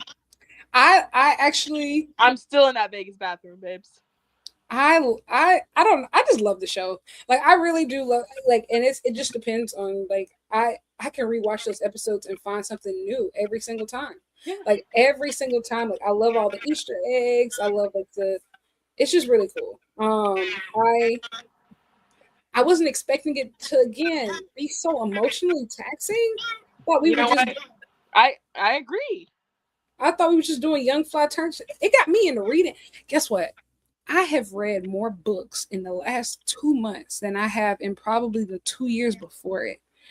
It got me back into reading. I'm the opposite. I read this and I said, "Oh, I have to read this 6 more times," and then I can't read other books because I'm like, "Where's Ilya Rosanov?" I want to acknowledge that someone in the chat said, "Looking forward to seeing more Skip in 2020." Yo, brother. There are words. Everyone is so entitled to their own opinion, even though sometimes those opinions are wrong. I support you as someone who supports the Dynamite Diaries and who subscribes to Lyric. However, I don't want to see those old men on my screen anymore. Yes, y'all, I do need y'all to know that if we finally get more episodes next season, I ain't wasting none of them on Skip. I'll tell you that. Do what you want with that information. And if we don't get more episodes next season, then we're definitely not spending screen time on Skip. And I think also now that I've been able to read the books, I know for a fact that if there's a lot of Skip in season 2, they literally will have just made that up. You just made that up. If you read Role Model and The Long Game, Scott Hunter it's not every day, bro. Because he's 1,000,000 years old. He ain't got shit going on. That's just not that's not their peers, that's not Shane and Lily's peers, period. But we have to put what y'all got going on is a classy party. What Shane and Ilya got going on is not a classy party. It just you mean to tell me, people are like, especially when people are like, "Oh man, I couldn't really get in the episode Heated Rivalry until episode 3." Ah man, so you mean to tell me Scott having Kip locked in that tower like Rapunzel for days at a time? He couldn't see his family. That was fly to you. You said, "Nah, this is more realistic." Oh, okay. Blink twice. Sure, the people who we all know a 10-year situationship is much more realistic than falling in love. man, he texting the smoothie man for smoothies, and y'all texting the text man for the text man for text. Come on. 1000%. Have you never not ended up in a situationship with literally somebody when you were 18? We've all been there. We've all been there. Typically, it's somebody around your age, similar with enough proximity. Come on, guys, get with the program, please. But I also realized, though, and I've learned this from the fandom, so many of the people who watch Heated Rivalry don't interact with like real people in their day-to-day lives, and it shows. So I also, oh my god, this is my last thing because we need to. It's 1 a.m. This has been yeah. I'm delirious. I think that people are really, really dramatic about this. I feel like everybody is really overreacting to everything that happens in and around Heated Rivalry, and I don't think that any of it is that deep for the vast majority. I also think that there's a conversation to be had just generally about people love to pick fights in fandoms and be like, oh, well, do y'all notice how XYZ? It's not always something. It's not always. I think also too of just listen, I have been in fandom for so long of like, especially fandoms that, have a romance component. We was, team Edward versus team Jacob, or you have team Gail versus team PETA, or eventually, there's Teen Wolf, there's Vampire Diaries, team Damon versus team Stephen. Even more recently, right? Like the Summer I Turned Pretty, team Conrad versus team Jeremiah. Just Heated Rivalry is not built like that. No. What do you mean? They go together bad. That's it. What are you talking about? Ilya Rozanov would unplug Scott Hunter's life support to charge Shane's phone at 100%. Like, what are we talking? Like, bro, what are we talking about? But I also realize, like I said, Auntie been in the game too long. I can't keep up with y'all when it comes to some of this fandom talk. Like, I'm not arguing about some of this shit. I'm not arguing with you. It doesn't matter. There is no wars. There's no teams. Some of this doesn't matter. Sometimes you just gotta know, oh, that's not true, and log off. I'm not doing this with y'all. I'm not. Don't let that ruin your day, sister. And I think it's also too. I think it's because it's a queer romance, and people are not able to be queer. People are not able to be normal about queer relationships because, again, like as I've gotten roasted for on this show, I watch a lot of like the top romance shows that come out, and the discourse be bad, but it don't be like this. Y'all was not acting like this over the summer. That's because everybody, y'all, we're picking fights, and some just log off. Just log off. But people like to argue about anything. Like I said, I loved Forever. Forever was amazing on Netflix, and I watched it like without really like checking Twitter at the time. I kind of like just really binge watched episodes and really enjoyed it. And then I get on Twitter, people like Keisha Fast, and she's bad, and she was toxic to bro, and it's just like they build your own bubbles and live there. That's kind of like they love each other, and he will literally kill you by her. Like, what are you talking about? There's no teams to be had. There's no team, but and that's how I like it. Nice and strict. We have just program. We've just idealized so many characters to where like, oh yeah, people are not okay with having characters with genuine conflict, with genuine flaws. Yeah, I fear. But we need to get off here. Yes, we do. Thanks, everybody. Talk about Heated Rivalry. This was fun. We should. Oh, never mind. Sorry. Next week, the next time we see you, it'll be Black History Month. Yeah, so that's actually what I was gonna say. I was gonna read a comment that said Danielle always looks like it's her first minute on Earth, and I said, well, that's how I sound when you guys are like, oh yeah, and then Star Wars and Star Trek. I ain't seen it. I don't know what's going on, but yeah, what's everybody gonna get me for Black History Month? Comment below. I'll actually stay on the stream a couple minutes longer so that y'all can figure it out. Well, Amazon wish list. I have a question. If I put out an Amazon wish list, well, I'm not supposed to be buying anything off Amazon right now, but if I put some type of wish list out, would y'all actually send something? No. Why would I send you something? Sure. Okay. Is the Black History Month stream official yet or no? We're doing something. We're doing something. Not you got us. We're doing something. Yeah, yeah. I thought if we just got quiet about it, we're doing something, and we kind of have a date.